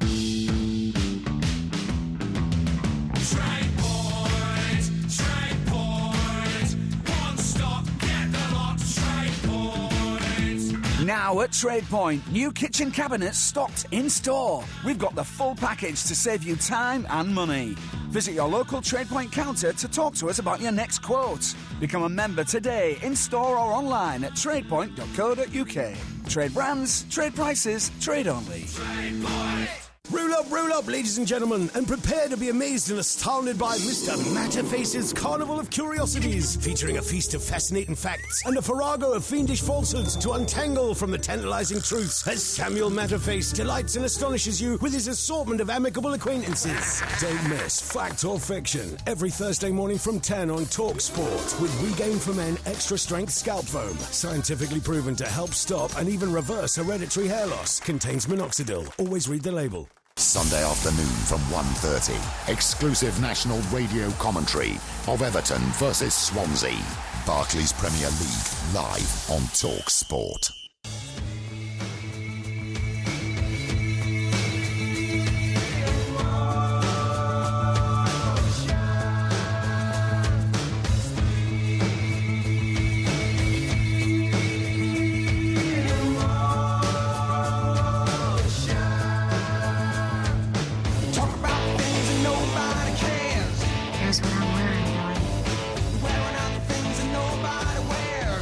Now, there was a lot of praise for you yesterday, by the way, when you did that. That little tennis commentary that you did. People really liked that. Yeah, exactly. In fact, so we thought we might try and do that again at some point. Yeah, sure. Not necessarily tomorrow. I mean, the Australian Open obviously is on even as we speak. I think Roger Federer's playing a little bit later on. Djokovic is playing a little bit later on this morning as well. I think I'd like to wait until Andy Murray's back on, or our British girl. I'll tell you who is playing. Maria Sharapova might be playing as well. Excellent. Wouldn't mind doing a bit of commentary there. You could do a bit of that, couldn't you? I mean, to be honest, although I appreciated some kind comments, it was such a short bit of commentary. Only 20 seconds, wasn't it? Or no, less than that. But it was just the way that you did it. Okay. It brought a certain very pleased. elan to the thing. Very pleased. Listen, I will tell you what I want to ask you about, because you're a regular user of restaurants and all that kind of stuff. Did you know that many, many restaurants now, and it makes their business more efficient, but it helps save the world, are getting rid of their a la carte menus altogether? Are they? They are just going. Now, just to explain to... I can't say I've noticed that. I mean, there are certainly, in a lot of places that I go, they do have set menu type options that you can go for. Yeah.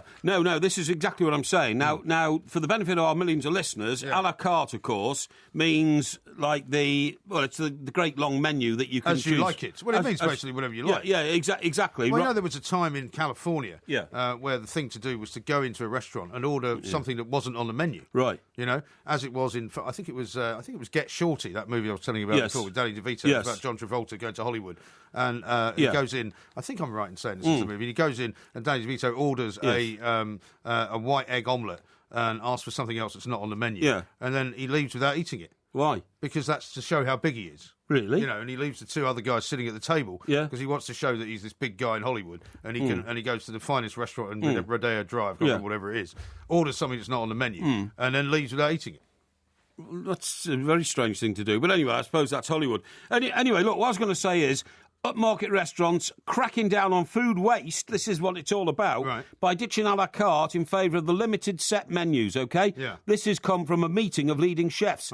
Giving diners a large menu to choose from means that kitchens have to prepare several portions of each dish in advance. Yeah. Some will have to be thrown away at the end of the service if a particular dish proves less popular than expected. Yeah. And to reduce waste and raise their profit margins, chefs at Michelin-starred restaurants, so these are the very top restaurants, right, where you thought you could walk in and choose anything off the menu. I can see how that would make sense. Yeah, are offering smaller selection of dishes and providing set 3-course or taster menus. Stéphane Borry, French chef at the Checkers in an award-winning restaurant in Montgomery, Powys, that's in Wales, said the Michelin-starred restaurant had scrapped its a la carte menu altogether and told connoisseurs it's difficult to evaluate. But we're hoping to have our food waste. So they're trying it massively reduced. Yeah. So it's an experiment by the looks of things. It's an experiment, yeah. But I tell you what. The set menu for the 3 and all that kind of stuff. Now, sometimes, for instance, if I've organised like a family do or something like that, I've noticed it happening in the last couple of years. So there's a place called, there's a place on Epsom Downs, actually, a restaurant. I won't name it because... Why not? I don't think I'm being offensive or anything, but I ordered this family thing. It was 12 of us, right? It was sometime last year. Yeah. And then I got a form through from them with the menus. Yeah. And I had to choose in advance. Oh, did you? Yes. Now... That's a kind of suburban thing to do. You see, this is what I thought. I thought, why am I doing that? And when we got there and we started talking, they said, well, to be honest, it is to reduce waste food. Yeah. We don't know what you want. If we know what you want, we order the stuff in on the day, and all that kind of stuff. So how early did you have to order it? Oh, a good 2 weeks before we went. I wouldn't do that. I wouldn't go to a place like that. Well, how do you know what you want to eat in 2 weeks? I don't know, but I mean... I might know what I want to eat when I get home for breakfast. Well, I mean, no. But I don't even know what I want to have for lunch or dinner. In fairness, you've got a choice of 5 for starters, choice of about 6 for main courses. No, but you're still... Choice of about 4. Yeah, I agree. You're still being asked to say 2 weeks ahead. I agree. What you want to have. Well, I'm not a great foodie, so I didn't particularly object to it, but... So what did you order? Oh, I've no idea. Can't remember. Go on. You must be able to remember. Well, I always order fish and chips anyway, so it doesn't matter, you know. So there's that. And no starter? Yeah, smoked salmon. Always have smoked salmon. But no, fish and chips, but I don't like those. Pudding? Any pudding? You know those poisonous little green things they put on your smoked salmon plate? Hey? What are they? What, capers? Is it capers? Round things? Yeah, horrible. Yeah, they're a bit bitter. Yeah, I'll throw them away. They're nice on pizza, though. Oh no, I don't like them. And I don't have a sweet. I have a cheese board. A cheese board. Cheese board. Yeah, absolutely. Yeah, and that was what I ordered. Now, what I was going to say is, I remember a friend of mine. Actually, he's a mutual friend. You know him as well. And he's one of the meanest men I've ever met. But he wanted a favour off me. Yeah.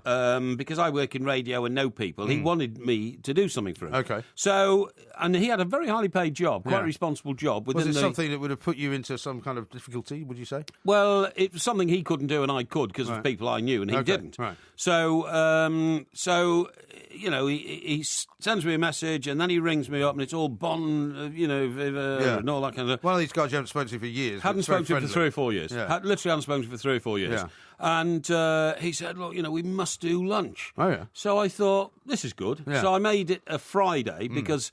Fridays at the moment, the working patterns and all that, it's good. Yeah. It's good. I don't have to worry unless about... we've got one of those live shows. Yeah, unless we've got a live show in the evening or something like that, or unless we're going away for a live show on Saturday. But it just so happened this week, I had a free Friday. I said, that'll be good. And he said, I'll look at my diary. I said, no good looking at your diary, Paul. What's his name? Yeah. I said... You're going to give his name away before we finish Well, I the story. won't, no. I said, because I can only do it, and I told him that was a date, a week on Friday. I said, I'm sorry, mate, busy all the time. If you want to meet me, I'm happy to see you, and good to buy me lunch. And it's a little bit of an ultimatum, really, isn't it? Well, it was, but it was, so there was this big build-up to this lunch. Right. So anyway... He said, OK. He said, meet me at my favourite Indian... I said, I don't really like Indian, I'm sorry, at Friday lunchtime. No. He said, Friday night, after a few sherbets in the afternoon. Once you've had about 80 pints. He said, right, OK. So, well, I'll find somewhere else. So he found somewhere else, in Covent Garden. So I tip up there, right, and it was cheap. It was... Was this his choice? It was his choice. Right. And that's not a good idea. If you're going to want somebody to do you a favour, you should take them somewhere decent. This is what I'm about to tell you. Right. It was a cheap-looking restaurant. It was Yeah. part of a chain, but I didn't realise that when it was ordered. Yeah, yeah. Because he told me where it was, but hadn't told me the name. Oh, an Italian restaurant on the corner of so-and-so. Oh, yeah. I got there, and I saw it was, okay. I know the one, yeah. Right, I think I know the one you mean. What, by the Opera House? Well, I don't want to go into details. But anyway... Next to the pub? You could well be right. Yeah, I know exactly which one you mean. But anyway, we go in there, right, and he's sitting on a table. Oh, and for some unknown reason, he made it 2:00, you know, which is odd time to start It lunch, is an odd really. time, yeah. I mean, you and I could, because we'd get in the pub for an hour beforehand and we understand each other. Sure. But this guy wasn't a great drinker, so I wondered why it was 2:00. Yeah. Anyway, you won't believe it. But I got in there and I said, oh, no. So I said to the waiter, give us a menu. And as the waiter handed me the menu, he said, there's no need for that. Here we are. And Paul handed me this little card. And this was the 3 courses for $5 or something? Starts at 2:00. Right. Really? Oh, yes. Yeah. Really? Honestly, sounds like a pre-theatre sort of post-lunch it type was, thing. It was unbelievable. That's horrendous. I know. And so I looked at this and I said, I don't like anything on here. Right. Oh, but you say this guy was quite wealthy. Oh, he had his job earned him over $200 a year. Right, okay. Right, know, so, and it was incredibly bizarre. mean and parsimonious. So anyway, the favour he was asking me to do, I could have done, but I didn't. And what did he? When he asked you to do the favour, did you say you couldn't at the table? No, or did you say you would and then didn't do it? No. I said I'll look into it. Right. I said, yeah, that's interesting. I see, and this is what I see, and you want to talk to? I see. Yeah, okay, fine. Well, look, I said, leave it with me. But I was so disgusted at his meanness. That's awful. And this. I mean, I'm not a great foodie, as I say, but when I'm offered. That's it or nothing. Right. And I've got to munch through something I didn't even want. And by the way... I mean, if I'm taking somebody for lunch, I always say to them, if they've got... Because sometimes people can be a little got unsure. A favourite restaurant, Well, also some people can be a bit unsure. Yeah. And you know, they kind of look around and they're not quite sure. And I said, look, if you want to choose from that menu, fine. Exactly. But if you want to choose from the a la carte menu, go ahead, you know. Yeah, oh, no, there's none of that at all. And as for the wine... Yeah. Oh, we didn't even get a bottle. I said to the waiter, I said, get us a bottle of Pinot Grigio. Oh, no, you don't need a bottle because I'm not having anything. You know, I've got to go back to work. I'm assuming you've never seen this guy again. Never. In fact, I tell you, there's a funny sequel to it. And he said, get your glass. Yeah, exactly. And it was... That's awful, And it was house. It was house. You couldn't get anything but house. Right. You couldn't even get a designated Pinot Grigio. Right. So that's not good. This went terribly badly. Anyway, Hang on, hold that thought, because we've got to talk to a man about a planet. Oh, right, okay. So That'll be great. Tell us the denouement. Indeed. Coming up a little bit later on. Indeed. Mr. Parry and his bad lunch. I could give you some statistics that will support your theory about the getting rid of a la carte as well. Really? We'll do all That's that good. later on. Coming up next, though, we're going to go over to Caltech and we're going to talk to one of the men who discovered Planet 9. Groovy. This is Talk Sport. Drive on Talk Sport. Can I ask you to step out of the car, please, sir? Is there a problem, officer? Is there a problem? Is there a problem? Does this vehicle come with a radio fitted as standard? Yeah. And a clock? Yeah. Well, wakey, sunshine. Drive started half an hour ago. I suggest you switch on Talk Sport immediately. Oh, thanks very much. Arrestingly good radio that moves at the speed of sport. Drive this afternoon from 4 on Talk Sport. We've discovered a hole in the ground. We are currently looking into it.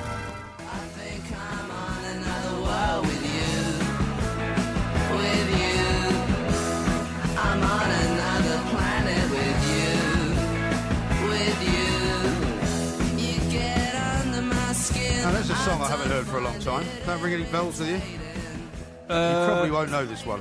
No, go on, tell me. For you. It's The Only Ones. The Only Ones? Yeah. What's that name of the group? That's the name of the group. What's the name of the song? Another Girl, Another Planet. Really? Yeah. No, I'm not familiar with that one, I have to say. No, well, it's not on one of those ABBA greatest hits type albums. Anyway, the reason we're playing that, and of course the reason we're going to talk about space and planets and everything else, we're very excited. We've got Konstantin Batygin, assistant professor at Caltech, on the phone. Where's Caltech, by the way? Caltech's in California. California, of course. So we're going to find out from him how he discovered this new planet. Excellent. Konstantin, a very good morning to you. Hey, how's it going? Yeah, very well indeed. Very well indeed. It's quite a week for you guys, isn't it? No, it's I mean it's dark, but I'm still awake, so so we're in good shape. Good. No, I meant the fact that you've discovered a planet this week means it's quite a great week for you. Yeah, I can't complain. It's been a pretty good few days. Yeah, I bet it has. My head. Constantine, my head's beginning to spin a bit, but yeah. I'm sure it is, mate. I'm sure it is. Constantine, first of all, thank you very much indeed for joining us. It's a real thrill to have you on our show over here in England. But secondly, I've read avidly as much as I can about this great discovery of Planet 9. How do we know it actually exists when one of the points I noted was that there isn't yet a telescope powerful enough on Earth to be able to see it? So that's an excellent question. The way that we know that it's there is actually due to its gravitational influence on the outermost parts of the solar system. I see. So beyond the orbit of beyond the orbit of Neptune lies this expansive field of icy debris. Mm-hmm. Each rock is probably roughly the size of Los Angeles, about 100 kilometers across, and these rocks, the most distant ones that we know of, are showing signs of modulation. Their orbits are all kind of pointing the same direction. They're all lying in the same plane. Something is keeping them intact, and through the use of computer modeling, we have been able to back out not only the orbit of this distant planet, but also its mass. Right. And presumably, I mean, this may sound like a very stupid question. I mean, if it's been there all the time, is it the fact that you've got better technology now that has led you to find it, or have you been doing something wrong? So you're right. This planet has sort of witnessed the dramatic history of our solar system from afar for the last 4.5 billion years. Wow. The key new element that has allowed us to do this calculation was really new data. We've been pushing the exploration of our solar system to further and further expanse, and it's really that only in the last few years that we have discovered these debris that are showing signs of the gravitational influence of this distant planet. So that has been the new element. And additionally, of course, the advances in computer technology have helped immensely. That's fantastic. Now, Constantine, tell me this, please. How do you know, because I'm thinking now about Pluto being killed off. You've explained to me why you've detected there's a planet there, but how do we know it is a planet and not like Pluto, just a massive gas? Well, you see, this object, as I mentioned, our computer models can predict its mass, and its mass is literally 5,000 times greater than that of Pluto. So it feels literally zero insecurity, when compared against its predecessor, so to speak. and a fascinating fact, which I always ask scientists like yourself, if with current technology we decide to set off for Planet 9, how long would it take to get there? That depends. That really depends on what kind of drives we use. But for comparison, New Horizons, the spacecraft that got to Pluto, and Pluto is approximately 40 astronomical units away. It took many years. It took, in effect, a decade. Whereas, this object is 1,000 astronomical units away. So. It would take centuries. Centuries. But, that's right. As my graduate advisor always said, you got to start now. No time to. You better get started. Take plenty of sandwiches with you as well. Exactly. And what happens now that you've discovered this planet? Can you somehow work out what sort of atmosphere it has? What kind of conditions are likely to be on the surface of it, or is that a long way away? Well, we can't. That's not information that we can work out mathematically. But the hunt for Planet 9, the astronomical hunt, is on. So we are using some of the largest telescopes on Earth, and we're hoping very much that some of our colleagues will join us in this hunt to detect it astronomically, and then we could learn all kinds of things about its surface and its chemical composition and so on. That's very interesting. Now, Constantine, obviously research astronomically is for the benefit of all mankind. Where did we come from? Where are we going to go to? Stephen Hawking, the great British scientist who I'm sure you're very aware of, said just a couple of years ago, man is going to have to conquer another planet soon, i.e. he meant within the next couple of centuries, otherwise the Earth's going to overflow. I mean, how are we doing on this project? Is there anywhere out there now that we can go to? Well, the only place where we could reasonably go is Mars, which is effectively why NASA and ESA, the European Space Agency, are exploring Mars so adamantly. There isn't really another place in the solar system to go. And I don't know if you've seen the movie The Martian, but Mars is really not that great. I mean, we don't want to move there, So it's a bit hot, isn't it? Yeah. Also, Porky, you don't like the heat. He doesn't like the sun anyway. So I don't know. The idea of you going to live somewhere very hot, it's not going to work. No. What about the name of the planet? Because I've also read, I think, over time that Pluto might somehow be reinstated as a planet. I don't know if that's in any way true. But if it was, then presumably you'd have to change the name of this planet. And if Pluto is not reinstated, will you give it a different name, or will it always be called Planet 9? Well, Planet 9 is really a descriptive placeholder name. We have a bunch of nicknames for the planet. I think the most common of which is George. George, yeah. But yeah, George. Yeah, it's a perfectly good name. A good name. Good name. Yeah, in fact, I'm going to digress for just a second. But when Herschel discovered Uranus, he in fact wanted to call it George in honor of King George. Did he? Nice. So there's a little historical fact that's of interest. But discovering planets and naming them. I mean, the naming of something as important as a planet, I think, should not be left up to a couple of guys in SoCal. Drinking coffee in an office. It really, when discovered astronomically, I would prefer there to be sort of an international process where, cultures all over the world would get to contribute, at least suggestions for names. Sure, absolutely. And Konstantin, are we any closer to the technology that would give us a spacecraft that travelled faster than the speed of light, so that we can actually go back in time? And it's a very serious question. We're no closer to developing the flux capacitor than we were in the 1980s when it was proposed in Back to the Future. Right. But yeah, we got to keep. I'll keep my eye out. Yeah, exactly. Yeah. I don't think it's taking you seriously, Paul. No. I've got a better question for you, because this one's come from one of our listeners who just texted this one into us. How about this one? How does Constantine know that the planet is at the outer edges of the solar system when we can't possibly know how far it goes on for? So that's a great question, and the interesting thing is we can work out its orbit, more or less. We can work out its orbit from the gravitational pulls that it exerts on things that we do see. So it's a little bit like being, in downtown LA and hearing a siren, which is something you hear quite often. And thinking, okay, I know there's either an ambulance or a cop car, and I know roughly, kind of where it is, the direction of where it is. You don't know the exact street that it's on. You don't know exactly what color it is, and so on.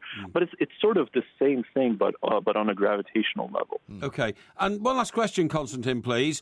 Again, scientists get into research for all sorts of reasons, to find out why things happen, but also to try and help with current problems on Earth. Will the exploration of space ever lead, for instance, to a cure for cancer? Well, I guess the short answer is I don't know. I would be surprised if it did. But, to answer this question with a bit of, again, maybe historical perspective, when Maxwell, truly a magnificent British scientist, was writing down Maxwell's equations in the mid-1800s, I'm pretty sure he did not envision, that one day the iPhone will run on his set of 4 equations, right? Sure. You really can't predict where science will take you. Well, absolutely. Yeah, so that's why it's important to do it. I mean, we might find something on Mars, literally, which is of benefit to the health of human beings. We might have found that on the moon with moon dust. I mean, we don't know. That's why we've got to explore. That's exactly right. Yeah. Exploration helps all of humanity. It's pure. Exactly. Constantine, what a pleasure to talk to you. Thank you very much indeed. And good luck with finding a new name for it as well. Yeah. Yeah. Sounds like we'll need it. Thank you very much. Absolutely. Yeah. Constantine Batygin. I think we can reveal an exclusive line here, and that is that the new planet is probably going to be called George. Well, I don't think it is, actually. No, I think he just said he doesn't think that they should be deciding it amongst the two guys who found it. Yeah, well, I know. The thing that I'm speechless about is your complete and utter about-face. What do you mean? Because you spend most of your life on this show telling everyone what a waste of time it is going into space, what a waste of public money, what a waste of everybody's energy going out into space where we don't know where anything is. Yep. And you're saying to this guy, oh, yeah, exactly. It's very important. Yeah. It's pure. Oh, yes, exactly. Well, unbelievable. When you've got one of the world's greatest scientists, giving up his time to come and talk to us on the show, you've got to show the guy a bit of respect, okay? Yeah, but why didn't you tell him that it was a waste of time? Why didn't you tell him that, he should have been looking for a cure for cancer instead of just saying, I asked him the question. Is there any chance we might find a cure for cancer? I asked him the question, he said we might. Yeah, but you're just a complete and utter hypocrite. I don't think so. Sycophant. I'll tell you what, millions of listeners won't think that. Millions of listeners will think what a dignified sort of question and answer that was with one of the world's great scientists. They know you. There's no problem at all. We'll go to Twitter and see what the reaction is. This is Talk Sport. The Form Zone on Talk Sport with Betfair.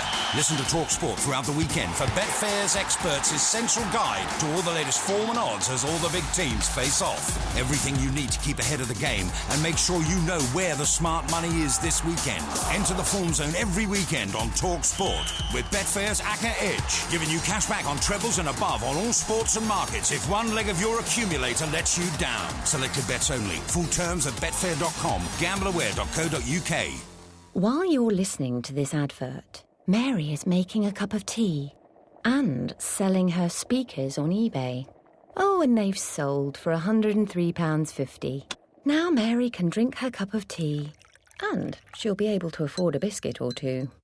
Make extra money the easy way this January by selling on the go on the eBay app. Now only pay when you sell on eBay until the 31st of January.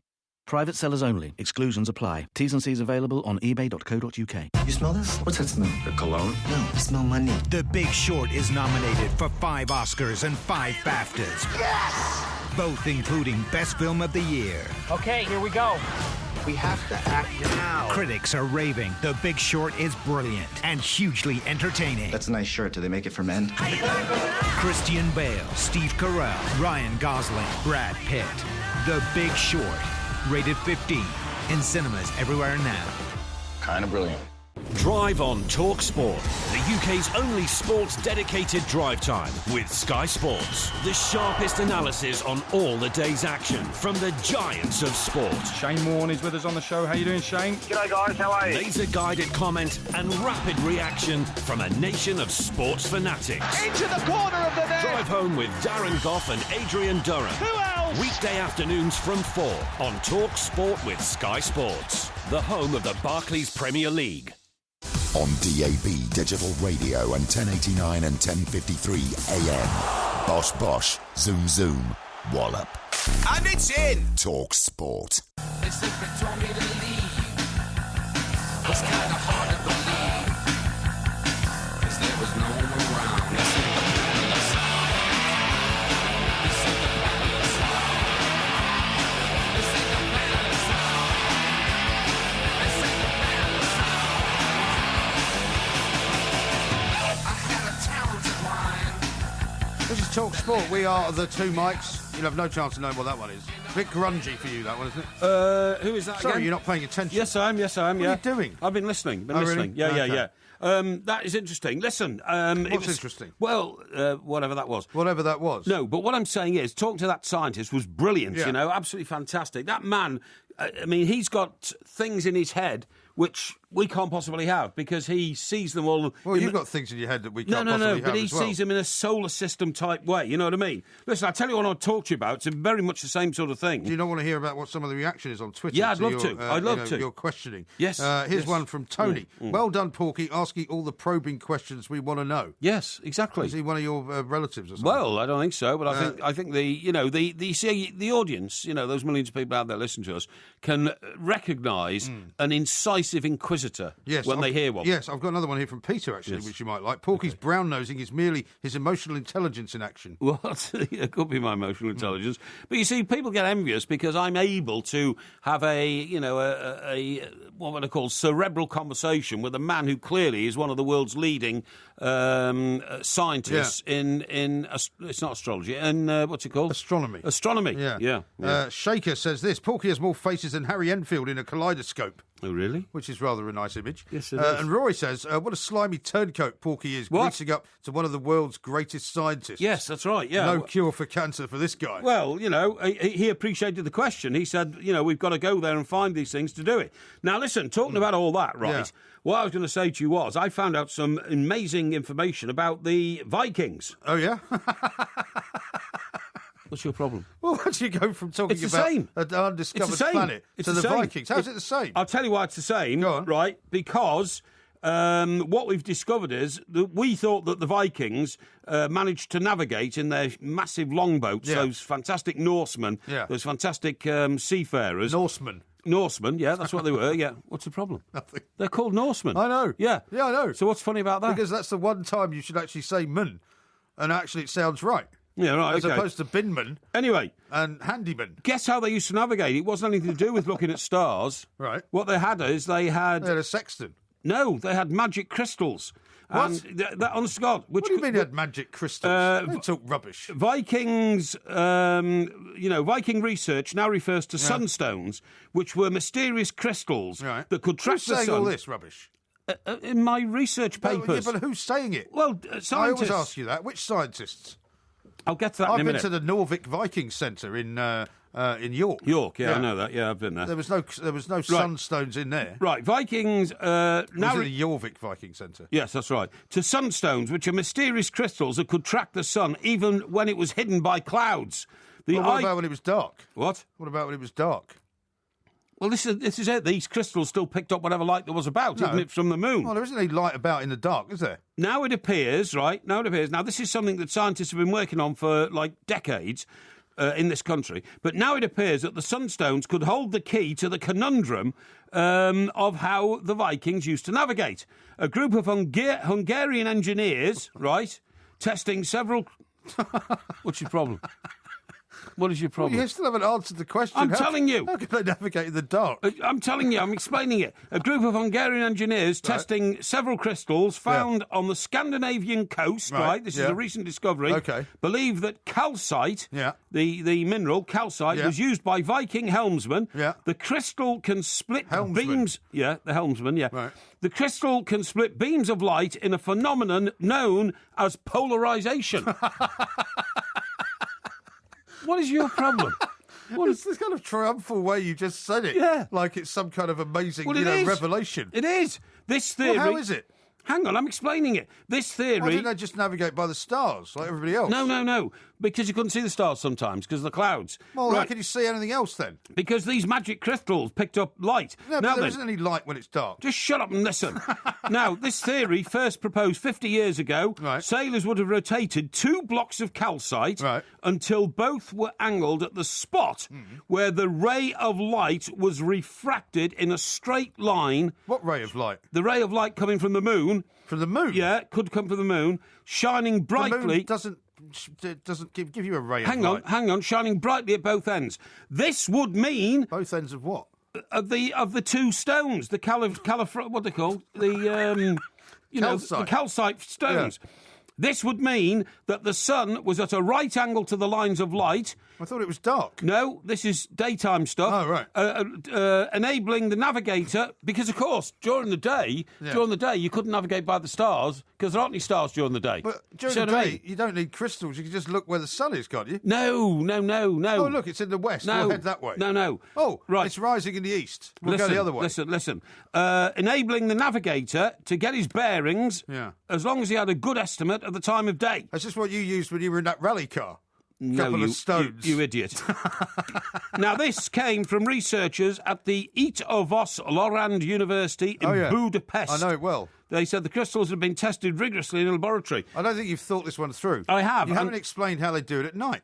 I'm going to explain this now. Maybe they didn't sail at night. Hang on. When the sunlight hits a sunstone crystal, it polarises, splitting at right angles and shining in opposite directions within the crystal. The navigator holds the crystal up towards an area of sky and rotates it like this. I think we should try this out. So, rotate over it. the weekend, right? Here's what I want you to do. I want you to go to one of those shops. Now listen. Right? No, I'm serious. Get some calcite. Yeah. And when the sun shines, right, next week, we'll go out and we'll have an experiment. Hang on. Stage 2. Yeah. Dark spots on the end of the crystal become the same shade. This indicates Same shade the light... as what? The same shade as each other. Right. This indicates the light source is now at a right angle to the crystal. Stage 3, the navigator repeats his action towards another area of sky. He's whizzing his crystal round like this, as I'm showing you now, which the listeners obviously can't see, but I'm twisting my hand around. Yeah. Right. Navigator repeats action towards another area of sky. The intersection of the two readings indicates the sun's position, and finally, fourth and... What is your problem? What is wrong with you? It's one of the most ridiculous things I've ever heard. No. It's just the way you're explaining it. The sun's position and approximate time of day allows the direction north to be estimated at any time. Oh, great. So it's only an estimate anyway. Well, it could still be wrong. Well, it's a guidance, isn't it? It was the Vikings. They didn't have things like, electricity and all that kind of stuff, so they had to... Had to do it this way. Oh, God. I don't know what's wrong with you, honestly. I just don't know what's wrong with you. It makes absolutely no sense at all. Well, it makes sense to me. Mark from Bristol says he wants to know if Porky believes in the magic beans in Jack and the Beanstalk, as he thinks the magic crystals are real. They are real. That's calcite, isn't it? That's a real... like in the Superman films, everybody talks about kryptonite. Yeah, well, that's a fictitious superhero. Exactly. There's no such thing as kryptonite. I mean, that's something that was invented for Superman. That's how he lost his powers when he decided he was going to marry Lois Lane and then got beaten up in a diner, didn't he? Because the guy in the diner objected to where he was sitting. I think that's right. Well, I don't remember the Superman films that well. I do. I like the Superman films. But calcite is a real mineral, and this is clearly the way that the Vikings used to navigate. If I could go back in time, I'd be a Viking. It must have been brilliant. I don't think you're big enough, really. Yeah, of course I was. To get one of those longboats and set sail for Northumberland to rape and pillage would be fantastic, wouldn't it? Not that I'm into rape. No, by the of course way. not. No, you wouldn't want to say that. No, but I'm. No, you know what I mean. Take a few crystals with you. No, what I mean is you could, to go sacking villages and claiming other people's treasure. Yeah. That was stop now. That was the way of the world in those days. That was the way of the world. Well, I mean, you could be a Russian spy and just go around murdering people. That'd be ridiculous. I mean, you don't have a problem Honestly, with that. I don't know. Here's Def. He says magic crystals. Def. Is that his name? That's his name. Yeah. What? DEF. DEF. Yeah. Magic crystals could be true because my mate Jack bought some magic beans and 6 months after planting them, he disappeared. Yeah, okay. Right, What's okay. wrong with that? Shall we have a joke about all this, or should we take it seriously? We've just had one of the world's greatest scientists on the phone from California. He just tweeted, actually. He says, had a great time talking with the two mics about Planet 9. Excellent, good. Thank you very much. He's put a link up there as well, so you can go and talk, find some more out about that's it. That's brilliant. I like that. That's good. Here's one from Roy, who says, Porky's gone hippie with his magic crystals. The Vikings used lodestones, which were magnetic to navigate. Lodestones? Yeah, so that's not something you've heard about. Theory. And Neil says, Porky should stop looking into his crystal ball and keep coming out with complete waffle. No, if you listen carefully, you see, the problem is, when I'm trying to explain these things to our millions of listeners and you're just guffawing in the background, it puts people off. Well, because you don't make any sense. Well, I think I do. Jason says this, I've just seen a flaw in Porky's logic with the Vikings. If it's foggy, surely they won't see these stones. They will. The stones... There'll be no light. The stones are not affected by... bad weather. You've got more chance to see the Rolling Stones, I think, than anything like that. For goodness sake, man. James says this, speaking as a geologist, you can't navigate via stones. Ridiculous. The ramblings of a madman. I've just explained what scientists at some of Europe's leading universities have discovered from calcite. So whoever sent that one in, I would say you're the numbskull, pal, not me. Well, he's a geologist. He's already said that. Oh, yeah, he's a geologist, yeah. And I'm Napoleon. Well, I've often said you've got a Napoleon complex. Damien says the amazing crystal theory of Rogerisation.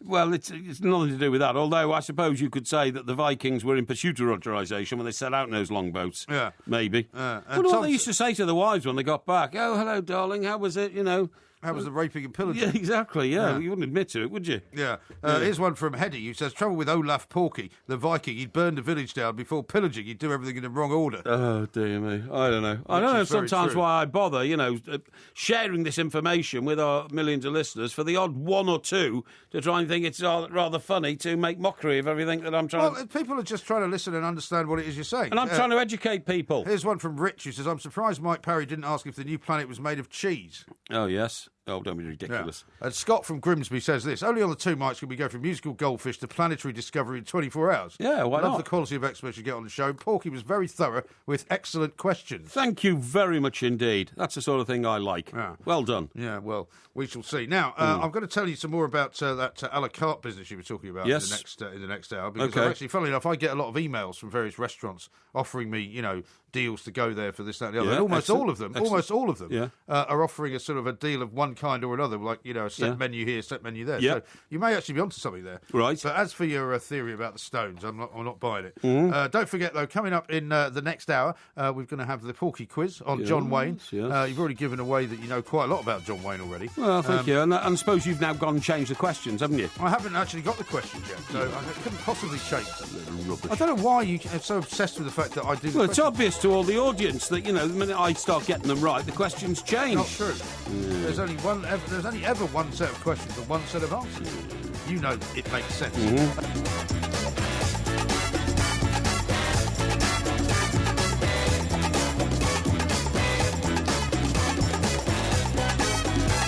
Talk Sport, we are the two mics. There's some great tweets coming in, I have to say.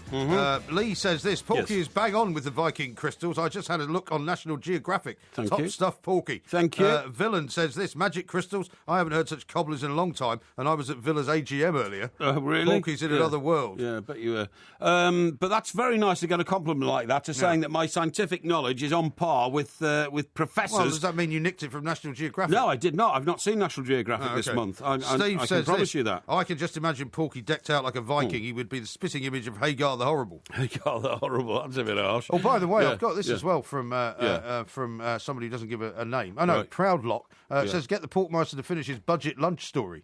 Yeah. Sorry, I will. And then I want to talk to you about rucksacks, because they're driving me mad. Rucksacks? Yeah. But no, the budget lunch story was. So anyway, I felt... Sharapova's playing now. Oh, yeah, I'll give you a bit of commentary on that in a minute. Okay. So I felt so insulted by this derisory offer, that I withheld the information that I could have... Well, I refused to actually get involved in something I could have... But how did you weasel out of the fact that you said you'd have a look into it and then it wasn't possible to get back to him? I mean, how did you get back to him and say it's not possible? He pestered me for 2 or 3 weeks, and I just said, look, I'm waiting for a reply, I'm waiting for somebody to come back to him. I said in the end, look, I think they've given up on this, I'm awfully sorry, can't help, and that was it. It went away. Right. However, a couple of years later, I was asked to... MC...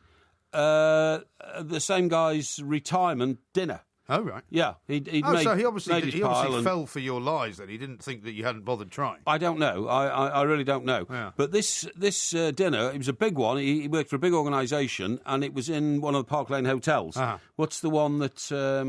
Shangri-La, is it? I don't know if there's a Shangri-La. Yeah, I think there's a Dorchester. No, it wasn't the Dorchester. There's Park Lane Hilton. No, it wasn't the Hilton. It wasn't the Shangri-La. It was anyway. Not the Four Seasons. Four Seasons. It was the Four Seasons. You should have remembered that. It was when he took that girl, wasn't it? And you got room service for the first time. Yeah, I think it was, yeah. So, Four Seasons. So, anyway, what happened was, it was on the same day, so you can tell how long ago it was. It was on the same day as a major briefing at Wembley by the Football Association on the South Africa World Cup. Okay. So, which you were going on for Talk Sport. Yeah, exactly, yeah. I was part of the Talk Sport team, and half a dozen of us went up there. And this briefing that was supposed to start at 2 o'clock, and then 3 o'clock, then 4 o'clock, it just went on and on. Wembley's a big place, so it wasn't like you were all sitting in a little room waiting. You know, people moved around Wembley, they went out on the pitch. It's a great place to say something else from here. No, what do you mean? Never mind, go on. Yeah, exactly, yeah. And the pitch, not on the... Yeah, I know. It was just the way you're about to say it. Idiot. I know. Yeah, and then it didn't actually start until about 5:30 because they were getting all their ducks in a row, and it was all about media facilities, and they had to be talking to people in South Africa, Right. and it was all, last-minute stuff. But this function I was due to go to was starting at 5 o'clock. Right. So I had to successfully, throughout the afternoons, give them updates on time. And in the end, I said, look, I'm sorry, I can't make it. Right. Now, I didn't realise that dear. I was supposed to take a major role. Yeah. I just thought he wanted me to be there just to stand up for 30 seconds and say, I worked with this guy for 10 years or something. He was a great guy, thank you very much. No, I was supposed to host You'd the be whole... like the MC. I was supposed to introduce guests to the stage. Terrible. And I didn't know. They didn't explain properly to me. You probably weren't paying attention. He was actually going to drop it on me, the minute I walked through the door. I bet you explained it, but you just weren't listening. No. Because, you don't listen to anything I say. No. I just listen to anything he says. Anyway, the outcome of that was I sent a message of apology the following day because we didn't actually get away from Wembley then till 8 o'clock. Right. And I thought there's no good me going down there now and sort of, gay crashing a party in the last hour or something like that. I didn't think it would go on Did that he long. understand? Oh, well, I never got a reply. This is the whole point. So I sent a fulsome apology and said, look, there's nothing I could do about it. But It at was what a point one-off did thing. you say you didn't think you were going to make it? When it got to 4:30, and I realised the thing started at 5, and I just... It started at 5? It started at 5. And you told him at 4:30? No, right the way through the afternoon, I said, look, this is getting later. Well, this is what I'm telling you. I mean, did you prepare him for the fact that you might not be there? I was talking to his PA all afternoon, Right. saying, look, this is getting later. At 4:30, I said, look, even if it starts now, I ain't going to get there until 6 o'clock. I said, if I can get there by 5:30, hold it up for half an hour. And she said, yes, we'll do that. Right. We'll wait for you. But I just couldn't get there. That's shocking. And so after working Terrible etiquette, together for probably 20 years, I would say, in various organisations, we haven't spoken a word since because he never responded to my apology. I'm So not surprised. That's one of those things. Anyway, look, I tell you what, there's some great tweets here, and I want to read a couple of out, please, because some very nice responses. Now, first of all, VHP Records Australia. Yeah. Could the two Mikes seriously please consider coming to Australia? Ask your friend Sandra to organise it. You guys are unbelievably upbeat, happy days, great radio. And that's very nice, that. Thank you very much indeed. And it is one of our ambitions. We would is it love not? to go to Australia, that's true. Yeah, now there's one here from Mr. X, and this says, hi guys, there's only chance of a tweet out for my dad, Tony B. He loves your show. He's elderly now, and he has to listen on the podcast, but he really does give him a great deal of comfort. Could you mention his name? So, yes, we can. Mr. X, your dad, Tony B. I hope you're having a great day, Mr. Tony B, and you'll be listening for many years to come. What's wrong with that? Well, nothing. It's just a Right. rather laboured way of doing it. Now, why don't you give us a bit of a commentary on the tennis? We haven't got a lot of time. Right. But what we have here is we have Ms. Lauren Davis taking on Maria Sharapova. Okay. So just tell us what's going on. Well, Miss Sharapova is in a peach-coloured dress. She looks immensely strong and powerful in this game, where the score at the moment is that she's won the first set 6-1, and it's now 2-2 in the second set. Now, the lady she's playing is... Lauren Davis. Lauren Davis American. is about to serve. She's an American. She's serving from left to right. She's hit the net. So that's her first serve. She's now gearing herself up for her second serve. Again, it's from left to right, diagonally across the net, if you take my drift. She's bounced the ball 4 times. She throws it up. She swings her racket. The ball crosses the net. Sharapova sends it back deep. And the return from Laura Davis is too long. Sharapova takes the point again. Yeah, so it's 30-all. It's now 30-all. We've got to give the score. So but it's a bit more tight in the second set by the looks of things. Yeah, it looks a bit tighter, but then again, what happened to Andy Murray was he whacked his opponent 6-love, the man with the fastest serve in the world. Yeah. The second set was 6-4. What, the man with the fastest serve in the world who could never get it in? He'd never get it into the right area of the court. Yeah. And then he only won the second one 6-4. That was much tighter. But then the boy collapsed and he beat him 6-1 in the third. Yeah. And that'll happen here. Miss Sharapova in her peach dress, so agile around this court. She is sending everything back down the court to Laura Davis, who just can't keep up with her. She rushes one side of the court, she rushes the other. A backhand back across the net, but Sharapova comes in, That wasn't smash, a backhand. smash, and it's another point to Sharapova. Yeah. She's taken that game. It's now 3-2, Miss Sharapova. Yeah, excellent. Right, there you go. So, Okay. very good indeed. I think people will have enjoyed that. Yes. Now, a couple more tweets on the Stones front. Okay. David says this: if Everton and Tim Howard start using the Stones, they might keep a clean sheet. Yes. Not bad, is it? Yes, very good So you didn't indeed. listen to that, did you? Well, That went completely over that's your because head. you were trying to have a go at me again. No, it's about my Everton. support of Everton. It's about Yeah, Everton. I know that. Well, it's I know not from that. I know me. that. Lee in West Buckland, Somerset Yes. says, is Planet 9 from Sci-Fi Deep Space Nine? I don't think it is. No, I don't think it is. And no. then Ron from Pitsy says the Stones, was it the predecessor to the sat-nav, and it was then called a Norse-nav? A Norse-nav? Don't know. I don't know what a Norse-nav is. We're getting very close to Porky Quiz time. We certainly are. It might be time for me to have a quick look at the questions to see how difficult they are. Oh, and alter them, because you've decided I know a bit about Job Wade. I don't have... Yeah, cheating mongrel. I don't have the ability to change the questions. This is TalkSport. Jerry, man. He's got the numbers on the players, the triumphs and defeats. Got the form on the football weekend and the rumors on the streets. Get all the stats and all the facts with his football form report. Stay on the ball on Friday night with Sky Bet and TalkSport. Get unmissable analysis on all the weekend's big games. Stay on the ball on Kickoff the Players Lounge on TalkSport with Sky Bet. Making betting better. Cash out before the final whistle with Bet Tracker. Available now at skybet.com or download the app. I checked my road so I didn't miss the match. I checked my road so I wasn't late for my meeting. I checked my road so I made my flight. I checked my road to make sure I made it back for bath time. While we're making improvements as part of our road modernisation plan, there will be disruptions. Always check your roads before you travel to avoid any unnecessary delays by searching TfL Traffic News. Transport for London. Every journey matters. The best news, exclusive interviews and unmissable opinion every week in Sport Magazine. Download your free copy of the UK's biggest sport magazine from the Apple newsstand now. We regret to announce that, due to the bad weather, the 1820 to Reading has been cancelled. As a result of this, your date is also cancelled. Marriage is postponed. Future children have been cancelled. And your lifelong happiness will be experiencing severe delays.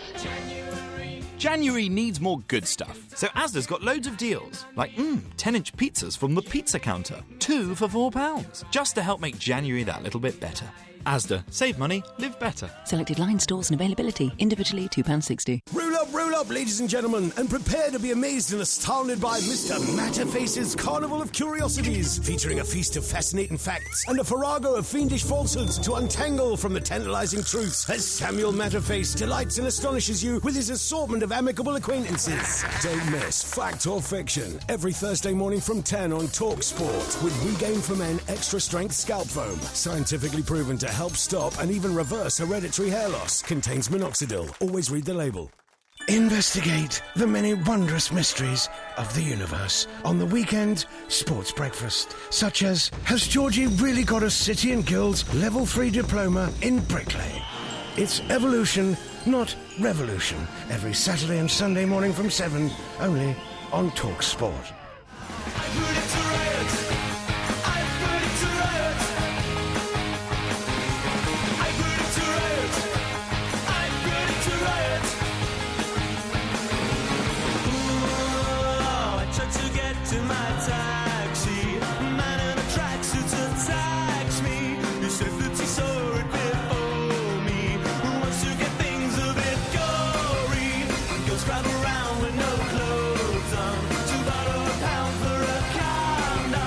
TalkSport, we are the two Mikes. She didn't actually win that game, Sharapova, at that point, but I think she's won it now. Of course she has. Oh, no, they're still playing it now, actually. Yeah, exactly, that's what I told you. No, you said she'd won the game. No, she'd won that point, I said, and was on course to win the game. Okay, all right. Don't worry it's about still that. going on. We'll come back to it. Yeah. Because we've got to do the predictor. But before we do the predictor for this week's games, I should say that there's been a bit of an archive discovery made. What's that? Not just from the Vikings' point of view, What's or indeed that? from space. Yeah. It's from one of our old shows.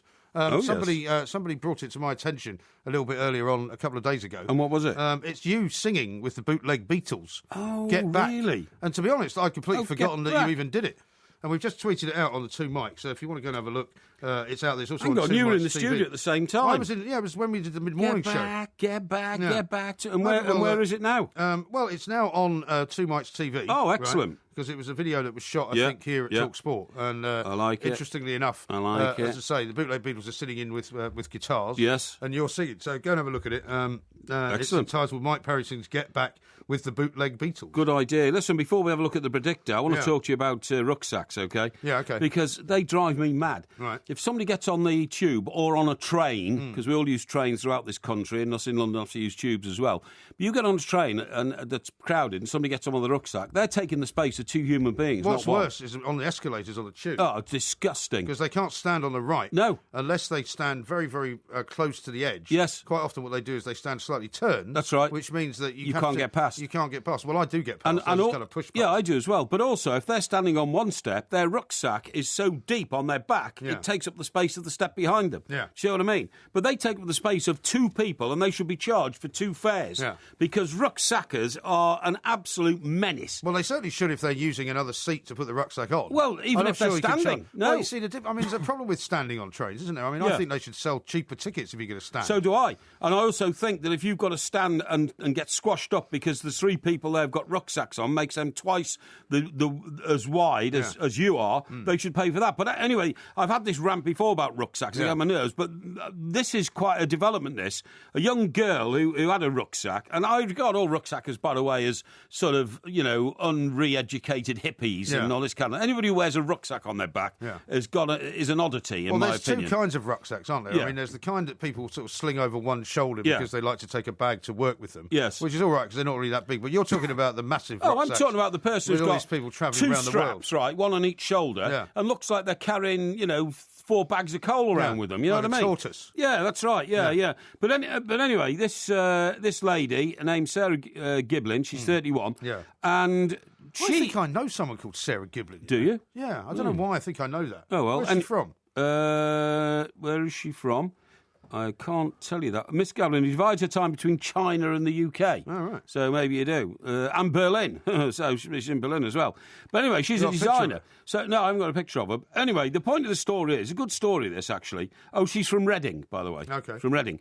So she's on the tube one day, or a train or something, and she realises somebody else there on a rucksack is very vulnerable to having their stuff stolen because all the zips are on the back of the rucksack. She has designed a rucksack where all the zips are... Oh, I think I know about this story. Yeah, Sandy mentioned this. Yeah. Oh, did she? Yeah. Are on the inside. So it means that nobody can steal the stuff out of you. Anyway, the interesting thing is she has now got this produced, right, and she's now going into mass production. So I think that is quite interesting. Even though I hate rucksackers, it looks like they're getting a rucksack where people can't steal stuff from them, like they have done for years, I mean, it is easy, isn't it, to undo the zip on somebody's rucksack and take something out if you wanted to. Well, I've never tried. Well, I've never tried either, but you can see it happening. It's the kind of thing you would think of doing. But the main story about this is quite interesting. Do you know how she got this onto the market? And she made, how many did she make? She made 100 to start off with. Right. She sold them all. So then she went to something called Kickstarter. Yeah. She asked for crowdfunding. Right. She asked for £1,000 donations. She got 1,500, raised £150,000, and then closed it. And she's now mass producing the Riot bag. Right. That's what she calls it. RIUT bag. I don't know why. It stands for something like, rethought out, useful tool or something like that, or whatever. No, it is something like that. Rethought out useful tool. Yeah, or something like that. Like you. Yeah, excuse me. And anyway, I don't think I know it, by the way. The point is, this is the question I'm asking. If 150 people have given her £1,000 each, and she's now got a manufacturer's deal to sell them, she's copyrighted it, does that mean that 1,500 people own the profits of what we made? Normally what happens is they for the money they put in, they get some kind of a shareholding, So, but they'll get 150th. So, not necessarily. It might be structured slightly differently. It might be some of it's seed capital, some of it might be seed capital. Yeah, what's that? Well, you're a businessman. You know about these things. I don't know about seed capital is starting a company. Oh, I see. And you put you put an investment in, but you don't necessarily take anything out of it in a dividend until much later on. Oh, I see. So they wouldn't necessarily get an immediate payment, if you know what I mean. Right. Okay. But anyway, look. What I was thinking is, even if she made £1 million. And, I wish her success. I like entrepreneurs and people who have innovative ideas, even if it is for rucksacks, which I hate and loathe. And if I had my way, I'd ban them because they're such a nuisance on public transport. But what I was going to say is, even if she made £1 million, then here, I'll do this. 1 million, that's 6 noughts. Divide that by 100, and that's 10,000, isn't it? Yeah, that's 10,000. Yeah. Okay.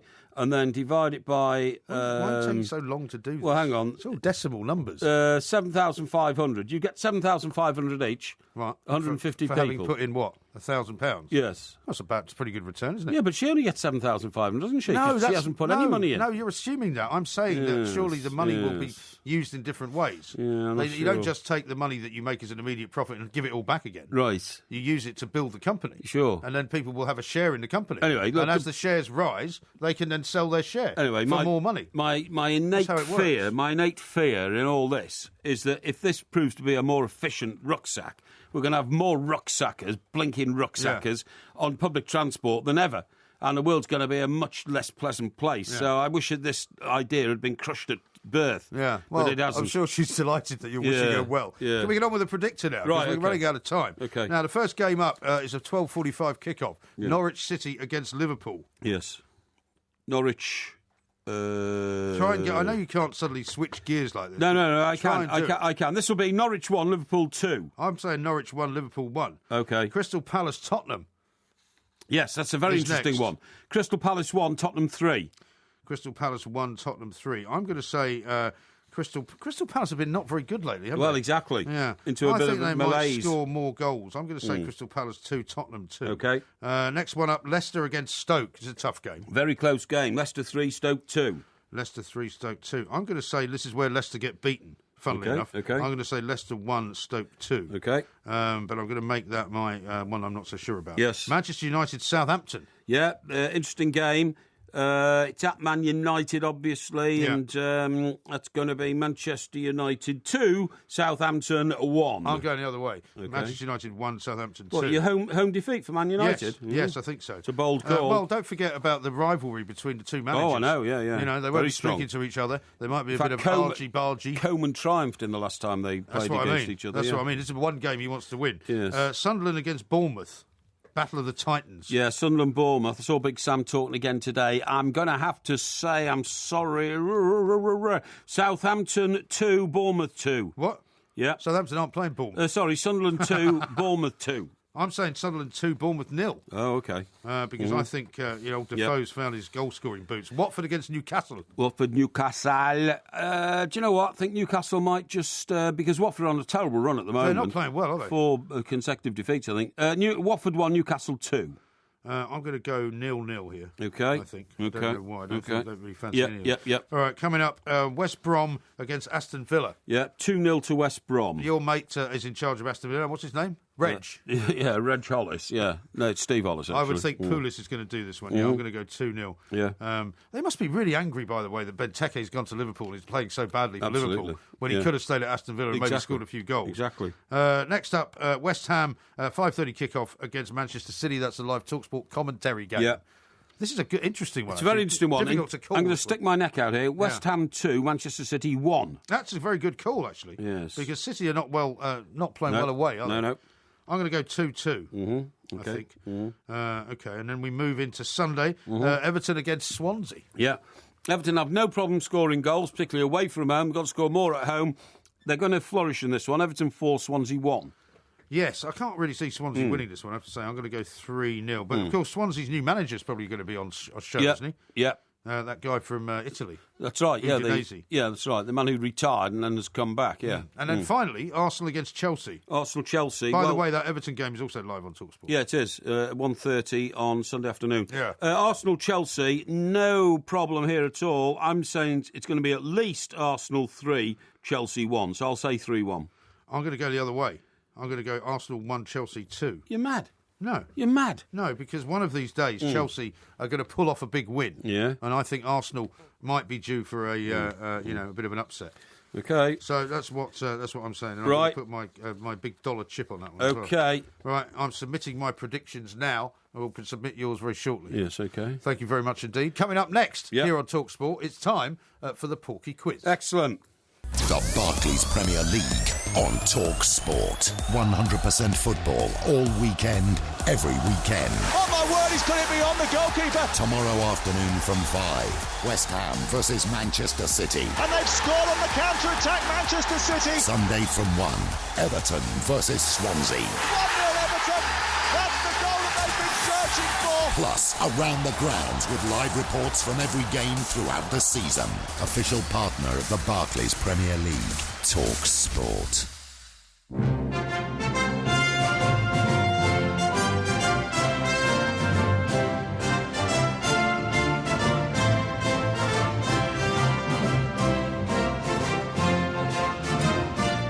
If you say 3, mister, you'll never hear the man count 10.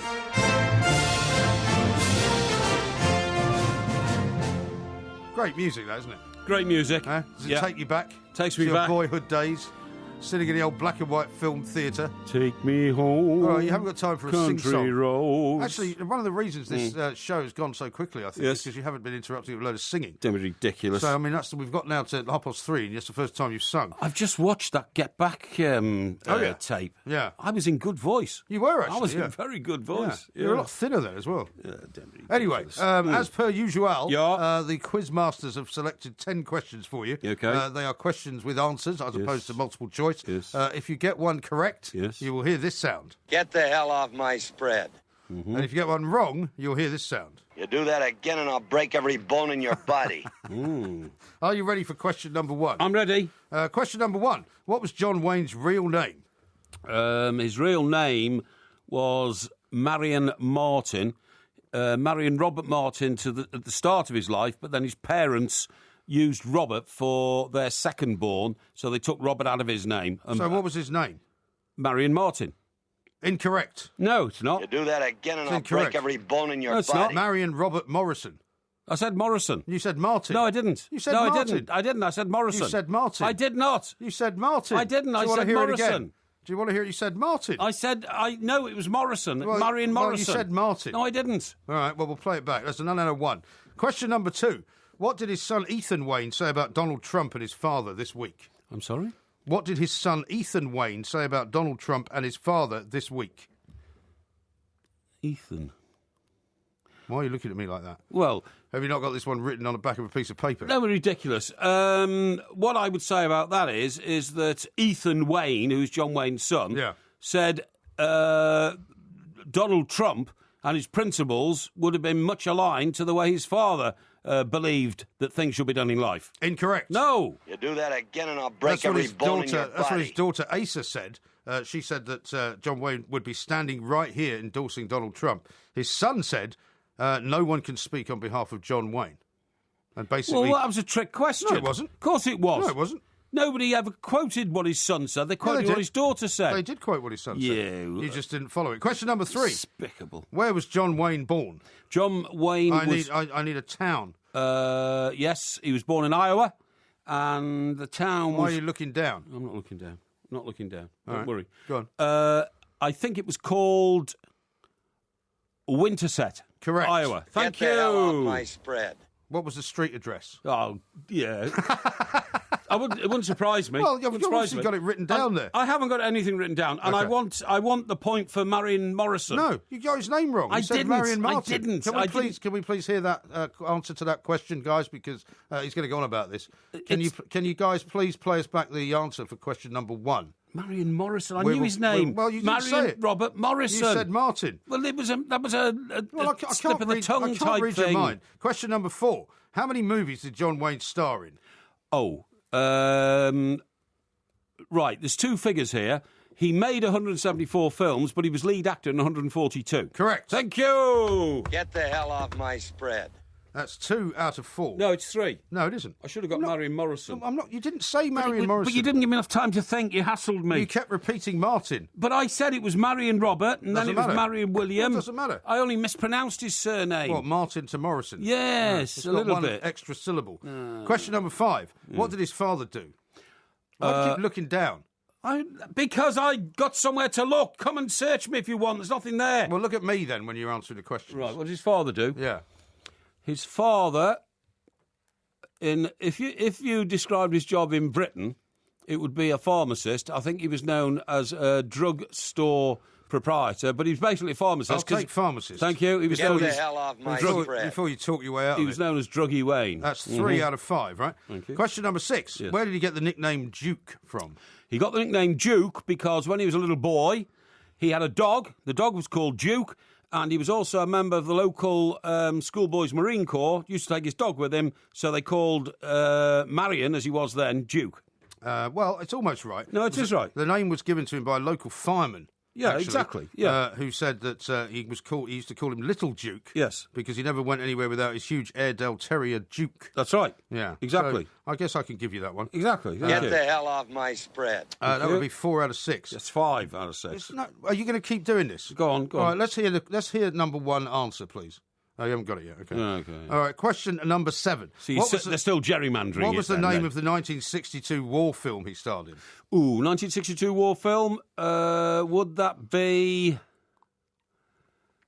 The Sands of Iwo Jima? Incorrect. No. Do that again and I'll break every bone in your body. Oh, hang on. No, I want a second go. Before you tell me. No, you can't have a second go. It was A Bridge Too Far or The Longest Day. Incorrect. What was it then? You gave your answer already. It's The Longest Day. The Longest Day. I've just told you. You can't give me 3 choices. Told you. No, you gave me 3 choices. No, you should have given me more time to pathetic. think. You're pressurising me. Please have question number 1, the answer. Have we got it yet? His real name was Marion Martin. Marion Robert Martin at the start of his life, but then his parents used Robert for their second born, so they took Robert out of his name. So what was his name? Marion Martin. Incorrect. No, so, you see, but that was a mispronunciation. I just got that one. I just said The Longest Day. Whinging. Before you told me the answer, I said The Longest Day. The Longest Day was your 3rd guess. No, it wasn't. You have 3rd guess. Okay, question number 8. Right. When did John Wayne serve in the US Armed Forces?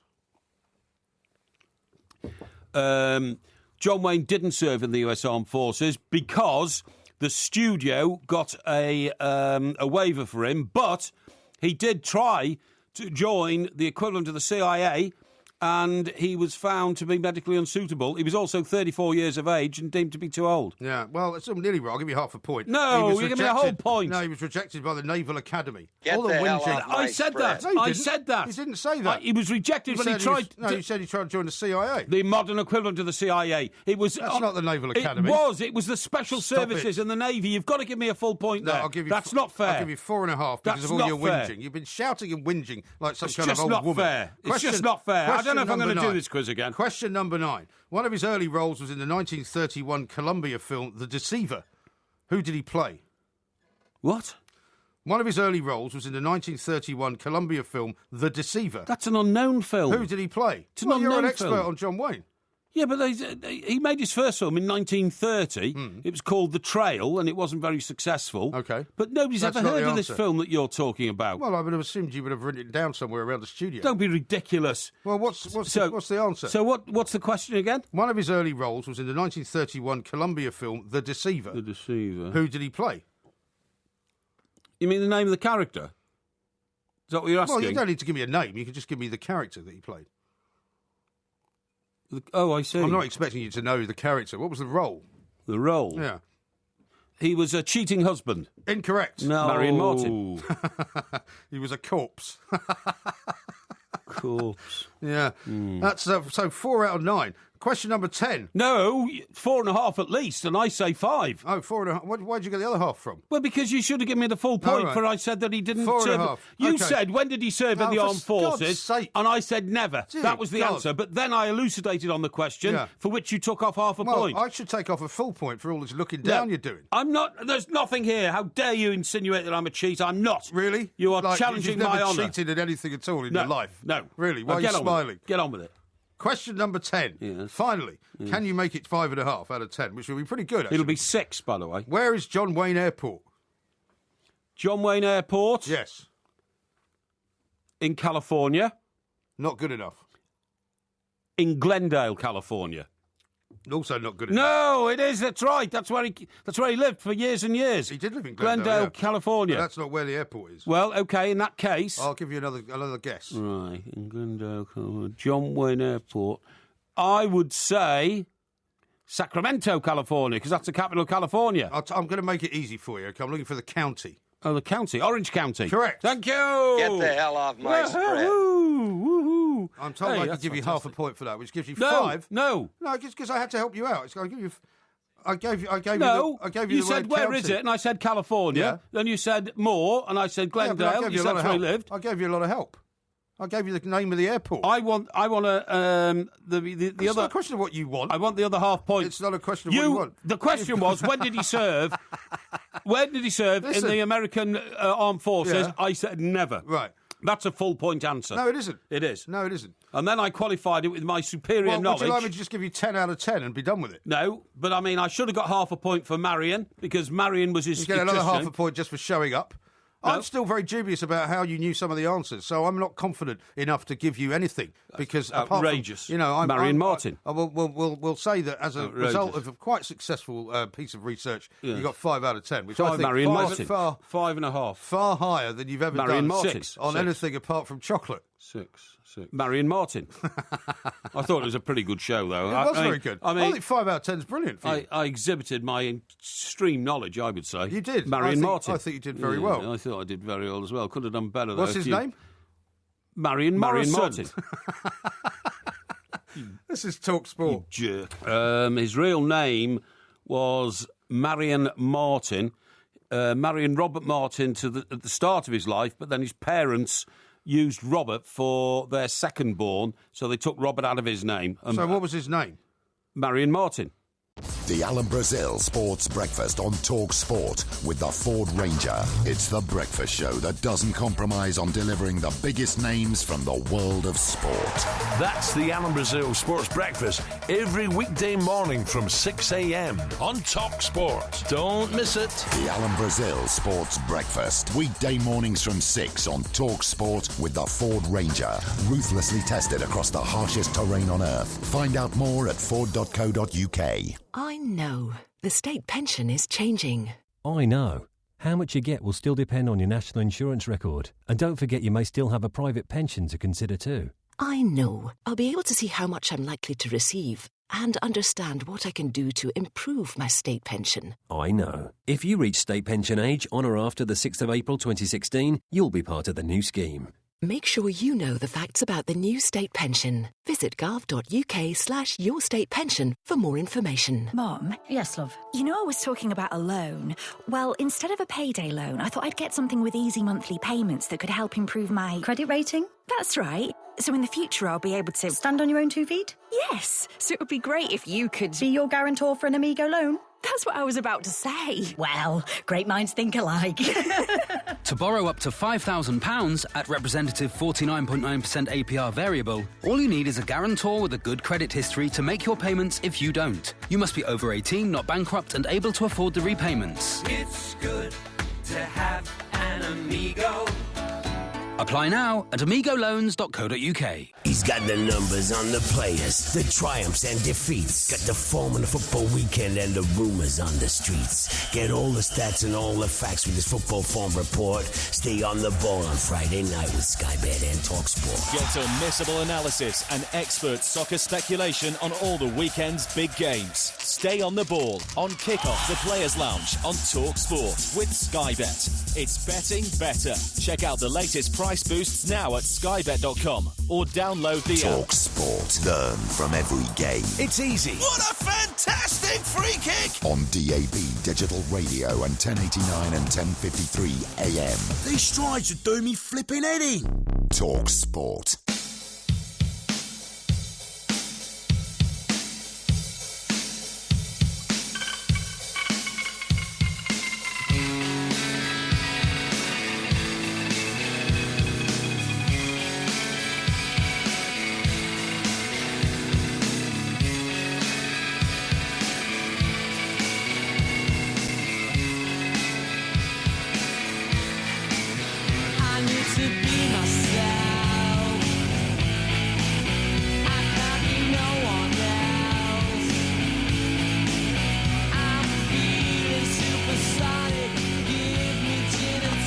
Get a bit clever behind the glass there, you know. Yeah, indeed. Because That's I was going to supersonic. tell you about the revival of Concorde. Well, I like that. But I'll tell you I about like to hear that. I'll tell you about that in a second. Yeah. By the way, it's I think it's 5-5 in the second set in Ms. Sharapova's match, so we'll keep you updated on that as well. Best of three, of course, the women, so she wins this and she's through. Yes, indeed. May go to a tiebreaker. Steve says, Porky did say Marion Martin, and there's one here from someone who says, wonder who Marion Martin is. Yeah. It's obviously some kind of Freudian slip. Yeah. So who is Marion Martin? Well, I There don't know. must be somebody- I meant to say Marion Morrison, No, I didn't know, I? but you must have had But I Marion got his Martin in first your two head. names right. Marion Roberts. I mean, blimey, I deserved at least half a point for that. Well, Marcus says with 2 out of 3 names correct, he should have got at least half a point. And D was the one who said Freudian slip during his John Wayne quiz. Yes. Who is Marion Martin then? Yeah. Here's one from Mal who says, with his ego, I'm shocked that Porky fits in a studio. Yeah, well, that's good, isn't it? Now, Damien might as well not have sent this tweet. Yeah. Well, this for a backhanded compliment. Yeah. Not a huge fan of Porky's. Oh, yeah, really? And his pompous rambling, but that surely should have been 6 and not 5. Of course it should.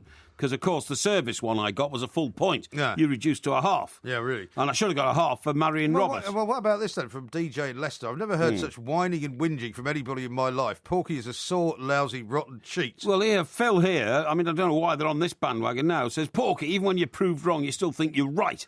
Moaning all the time, do your research. I did all my research. I've been working on it all week. Yeah. I deserved a better result. Damon says, what do you mean you never cheated on anything in your life? What about all your partners and girlfriends? Oh, come off it. Marcus says, with 2 out of 3 names correct for John Wayne, you should have got at least half a point there. Well, that's exactly what I've just said. I've read that one out already. Have you? Oh, okay. And here's one from Peter who says, Sacramento is nowhere near Orange County, which I gave you half a point for anyway, and then gave you the answer. Bill says, the second question was absolutely disgraceful, Porky. Gerrymandering at its worst. What was the second question?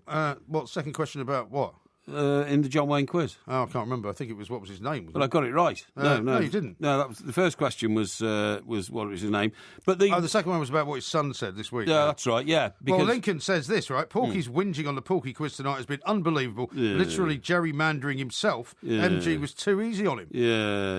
And also, as it's pointed out frequently, whenever you do well, there was no thinking aloud tonight, says Glenn. Very dodgy. Well, that's whenever because you don't think aloud, it's always suspicious. No, but you're always going on about, right, let's rattle through this, we haven't got time, and you panic me, and then that's why I make mistakes like Martin instead of Morrison. Yeah. It's not good enough. James says that performance from Porky was a little suspect, a bit like the Sweeney quiz, too much moaning, shouting and accusing from Mike Parry, and also no thinking aloud. Yeah, I don't think so. There's a great one here from Rob. He says, MG, you must insist that Porky wears a gimp-style blindfold to stop him cheating at the Porky quiz. Don't be ridiculous, I don't cheat about anything. Right, here we go. Lord Rallo says, excellent performance by the Porkmeister. Thank you very much indeed. You see, this has been recognised widely by our millions of listeners. Yeah. I am shocked. Hopefully there wasn't any gerrymandering at play. Well, no? Anonymous says, Porky was definitely cheating. Steward's inquiry, the plank didn't know Wayne's real name. The easiest question you could get. Yeah, exactly. And I did know his name, but it was just, I got a bit befuddled in the head. Really? Yeah. Doesn't take much, does it? Yeah. Now, I'm going to tell you about something supersonic, right? Do you know you were telling me a while back that they were talking about kind of revamping a new version of Concorde? Well, I hope so. Because so many people want to do it. Well, apparently, things have taken a bit of a turn for the better in your case, if you're looking forward to that. Because now there's an organisation which is actually getting together because they're going to celebrate the 40th... to relaunch the Concorde? Well, yeah, it's a group of Concorde experts Yes. who are getting together because they're going to celebrate the 40th anniversary of its first commercial flight this year, right? And where did the first British Airways one go to? I'm not sure. Bahrain. Did it go to Bahrain? And where did the first French one go to? I don't know. Rio de Janeiro. Did it? Okay. Yes. All right. Yes. Well, you're more of an expert on Concorde than I am. Yes. Slightly before my time, I guess. Anyway, what they've said is, even though at the moment they can't recommence Concorde flights, what they think they've now got is enough financial backing to return the supersonic Air Force aircraft to service in some way. So what they might be able to do that. Why not? Because you wouldn't have any spare parts for it. Simple as that. Well, I mean, these guys apparently have got something like a £40 million investment, right? Yeah. They're forming a sort of Concorde Admirers Club. Yeah. And what they're going to do is they're going to buy one of the Concordes, which is currently stationed near Orly Airport. Right. And they're going to put it down into service. And what the first thing they're going to do is they're going to put it down by the London Eye. Well, it's not going to take off on the banks of the River Thames, is well, it? just listen and be patient. Yeah. What they're going to do is put it down on, there's a big stretch of grass there. Yes. Just next to the kids' playground. Yes. And they want to charge £16 a head for people to go on and off it. So they it's can not see much to see when you get on it, Well, don't start, dissing it already. No, it's a tiny plane compared to modern day airliners. Right. It's a tiny aeroplane. Yeah, but what they're going to do is they're going to put it on display. Yeah. They're going to do it all up in livery and do it properly, right? Yeah. And then they're going to try and make sure that what they can then do with that particular plane is use it for fly-pasts, first of all, use it for air shows, and actually, get it back into people's It'd be minds that way. fantastic to see it fly again. And then make it available for corporate events. Yeah. And then make it available for private charter. And fly it to America. Yeah, so you'd be able to take, a few people would be able to go on it and take a luxury trip. A bit like the Orient Express type experience. Okay, what I do know is about the Concorde is that although I say there are no spare parts for it, right? Yeah. It was very, very easy to maintain because it flew at such a height. Because it used to fly at like over 50,000 feet. Yeah, and that's why I call myself an astronaut. I noticed you didn't mention that you called yourself an astronaut when I we were do. talking to the guy from Caltech. Well, I didn't want to. I mean, he was a serious scientist. Yeah, he would have laughed at you. No, he wouldn't have laughed at me. I'm a serious person, but it was a mixture of facts. Ah. No, what I was going to say was because it used to fly so high, right on the rim of the Earth and the edge of space, the engineering efficiency of it was superior to any other passenger aircraft in the world, right? Because it flew through such thin air. Right. Do you see what I mean? Yes. So it didn't get damaged like other planes do with air resistance and that kind of stuff, and therefore it didn't need much servicing at all. But it would be a huge. I mean, the other thing is, with fuel now so cheap, it might be viable to launch what they're a saying, supersonic right? What they're aircraft saying again. is that there is a precedent for this. And Yes. You might remember that this went on from 1960 to 92, and it was the Vulcan bomber, which I saw flying down near Hastings one time, right? Yeah. And what they did was it was taken out of commission militarily. That's right. But it was revived by something called the Sky Trust. Yeah, but it's just been actually retired again. It has again, yeah. But I mean, it was able to be flown for quite some time thanks to lottery funding and to the Sky Trust. So they're hoping that they might be able to do the same thing. It'd be with Concorde. fantastic. It used to fly over my house in Surrey. Well, not my house, my penthouse, obviously. And I used to go and stand out literally on the roof garden. By the way, did you see that story about the penthouse situation? Apparently, if you suffer from some kind of heart problem, and you have a heart attack, you're more likely to survive if you live lower down in a building. Of course you are. But obviously, for obvious reasons. Because it takes the emergency services longer to get up to a flat higher up. Yeah. For that's obvious reasons. Well, but I mean, exactly. that's the risk that us penthouses have to take. Live life in the fast So lane. you're already making yourself more vulnerable by living in a penthouse. Yeah, well, I look at danger and spit in its face. It's as simple as that. I see. Okay. No, I used to go out and stand on the old roof garden, right? Yeah. And you could hear it coming from like a couple of miles away. Yeah. And then you look up, and this white dart would literally go, so high in the air, even though it was coming into land at Heathrow Airport. Yeah. It was just a magnificent sight. I used to love it. It used to make me feel so proud to be British. Yeah. That we had a plane like that and the Americans didn't, Right. Fantastic. Now, I've got this from the Daniel. Russians tried to launch Concorde. So here's another big plug for the Russians. Let's hear it for the Russians. Well, it crashed at the Paris Air Show. Your favourite people. That was the end of it. Yeah. Yeah. Now, here's one from Daniel. He says, Right. MG, can you please tell me the name of the song you just played to reintroduce the show after the break? Would you like to tell him? It was Oasis. It was Supersonic. It was indeed. That's right. Yeah. Here's one from Lee in South Wales. I think you should take points away from Porky for all the bloody whinging that he's done. No, he's an absolute disgrace. Well, if I didn't whinge, then the old gerrymanderer would have taken more points off me. He doesn't like losing. It's not for me to win or lose. I'm just asking the questions. Mike, who's a Spurs fan, says Mary Martin was Larry Hagman's mother. Hey, that's true. She was. Maybe that's why it was in your head. Maybe it was. Have you been watching Dallas this afternoon? Maybe. Well, no, I haven't. No. What sort of research did you do for this quiz then? Well, I read a book called The John Wayne Story. Oh, yeah? Yeah, which is so quite you good. read a whole book today, did you? Well, I got access to a book and read it. I took it seriously. I found it in a bookshop in but how did you kind of... in Epsom. What do you do to sort of put things into your head? How does that work? Well, you read it, don't you? And then... Well, so for example, the town that he was born in... Yes. You just memorised it? Yeah, well, what you do is you make... The number of films that he was in? Oh, I knew those. So how did you know those? Because I'd read How did you remember the two numbers, though? Well, I just did, because, it's like playing snooker, isn't it? You know what I mean? Is it? Playing darts, remembering numbers, yeah. Right. But So you knew that he was in 185 films? 174. 175? No, 175 films altogether, 142 he starred in. Yeah. But you see, you have to do word association. So the reason I knew his name Morrison is because I remembered that it was the same as Morrison Supermarkets. Right. That's why I knew That's why you said Martin. Well, that was a slip of the tongue. And the reason I knew that he was brought up in Winterset, right, was because I thought of Winter Wonderland, which I slagged off in the Coronation Street programme in last night's show doing Barry and Martin. You see what I mean? Yeah, yeah. Wish these people wouldn't keep doing that. Just go home, will you? Your shift is over. Listen, no, your shift is over, actually. Listen, what I was about to say to you was... Yeah. People are saying you should have a quiz on Concorde next week. Well, I know everything about Concorde. Do you? So we can if you want. Well, it's up to you. Well, I think it'd be too easy for me. All right. I like a challenge. All right. Anyway, look, the point I was going to make was... if you go and get your teeth done, because they need a bit of work, don't they, your teeth? They do, actually. You know what I mean? Yeah. Do you know what you're best off doing? Doing what? Going down to Harley Street Yeah. and finding a French orthodontist. A French orthodontist? There are now at least 30 practices. From France? From France. Why? Because there's so many French people in Paris now, they will not use British dentists. What, you mean there's so many French people in London? So many French people in London now. What was the statistic that I think you came out with? It's the seventh biggest French town. French city, London's the seventh biggest city. But do you know why they won't? Because the French say that we have no regard for our dentists or facial features in this country, literally, and that to them, a great orthodontist, they don't call them dentists, by the way, is utterly essential for their smile. Yes. The French regard a smile as a social weapon. And if you haven't got a great smile, you don't get on in life in France, right? Yeah. So when you smile, obviously you exhibit your teeth. You do. So your teeth have got to be in great shape. Yeah. But English people don't realise that, OK? Although more and more people in this country do realise that, I think. I mean, do they? You very rarely now see younger people with terrible teeth. Yeah, you do, yeah. Most of the older people have got terrible teeth. But top French orthodontists now have usually got a practice in Paris and a practice in London, and they spend half the week in Paris, half the week in London. And presumably they're private; they're not working for the NHS. They're private, but there's so many wealthy French people here who've given up on France. I don't think anybody who's living here from France isn't wealthy. I mean, it's not a cheap place to live, is it? No, but also one of the reasons why the French come here is because of the very, very high tax rates for big earners in France. That's what I'm saying. So I mean, all the people that have moved here are quite wealthy. Yeah, of course they are. Yeah. But it literally in this report I saw said they will not use British dentists. Yeah. There are dozens of French dentists working in London.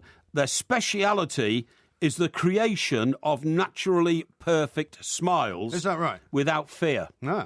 Okay. So it means that when you smile, you're not afraid to flash your gnashes because they're in good shape. But English people don't care about that. Right. So you're saying that they're fixing people's smiles, so they're recreating. Yes, they are. So they're not really creating anything. Yeah, they are. Yeah, they're allowing you to exhibit your smile as a sort of social weapon, right? And apparently, according to rumour, the Duchess of Cambridge, who's the future queen of this country, she certainly is, uses a French orthodontist. Does she? Well, there you are. According to rumour. Well, I'll take you up on the offer then, shall I? Yeah. It's probably quite expensive, though, I should imagine. Oh, it would be very expensive. Yeah. How about this from Bert, who says, Team Porky tonight. He says, anyway, I'm off to Martin's to do my weekly shop. And here's one from Brandon. He says, I'm from Iowa, and I didn't know any of them either, to be fair, but I'm not nearly as old as Porky. Well done, he says. Yeah, I thought it was a good effort, even though I said it myself. And Kieran says, Porky clearly couldn't read his own writing on that cheat sheet. Martin rubbish. Instead of Morrison. Rubbish. Gavin says, is the studio floor covered in dummies that Porky has spat out? Oh, no, listen, I only want justice. That's all I'm after. If I get justice, I've got a problem. Right. But it's very hard getting justice round here, people. Believe me. We're very nearly out of time. You've got about 20 seconds to tell us what you're up to this weekend. I'm seeing Mr. Brazil at lunchtime today. We're hosting well, there goes the weekend then. We're hosting an event. And then that'll take you up till about Sunday night. Then. Probably will, yeah. And then I have responsibilities on the coast from tomorrow morning. Oh, really? Until probably Sunday evening. But of course, at some stage, we've got to take in the Everton game. Yes. On the old radio, which we're commentating on Sunday afternoon. Excellent. This is Talk Sport. We are the Two Mikes. Look at the light. Don't forget to follow the Two Mikes at the Two Mikes on Twitter and on YouTube. Just look for Two Mikes TV. His real name was Marion Martin. Marion Robert Martin at the start of his life, but then his parents used Robert for their second born, so they took Robert out of his name. So what was his name? Marion Martin.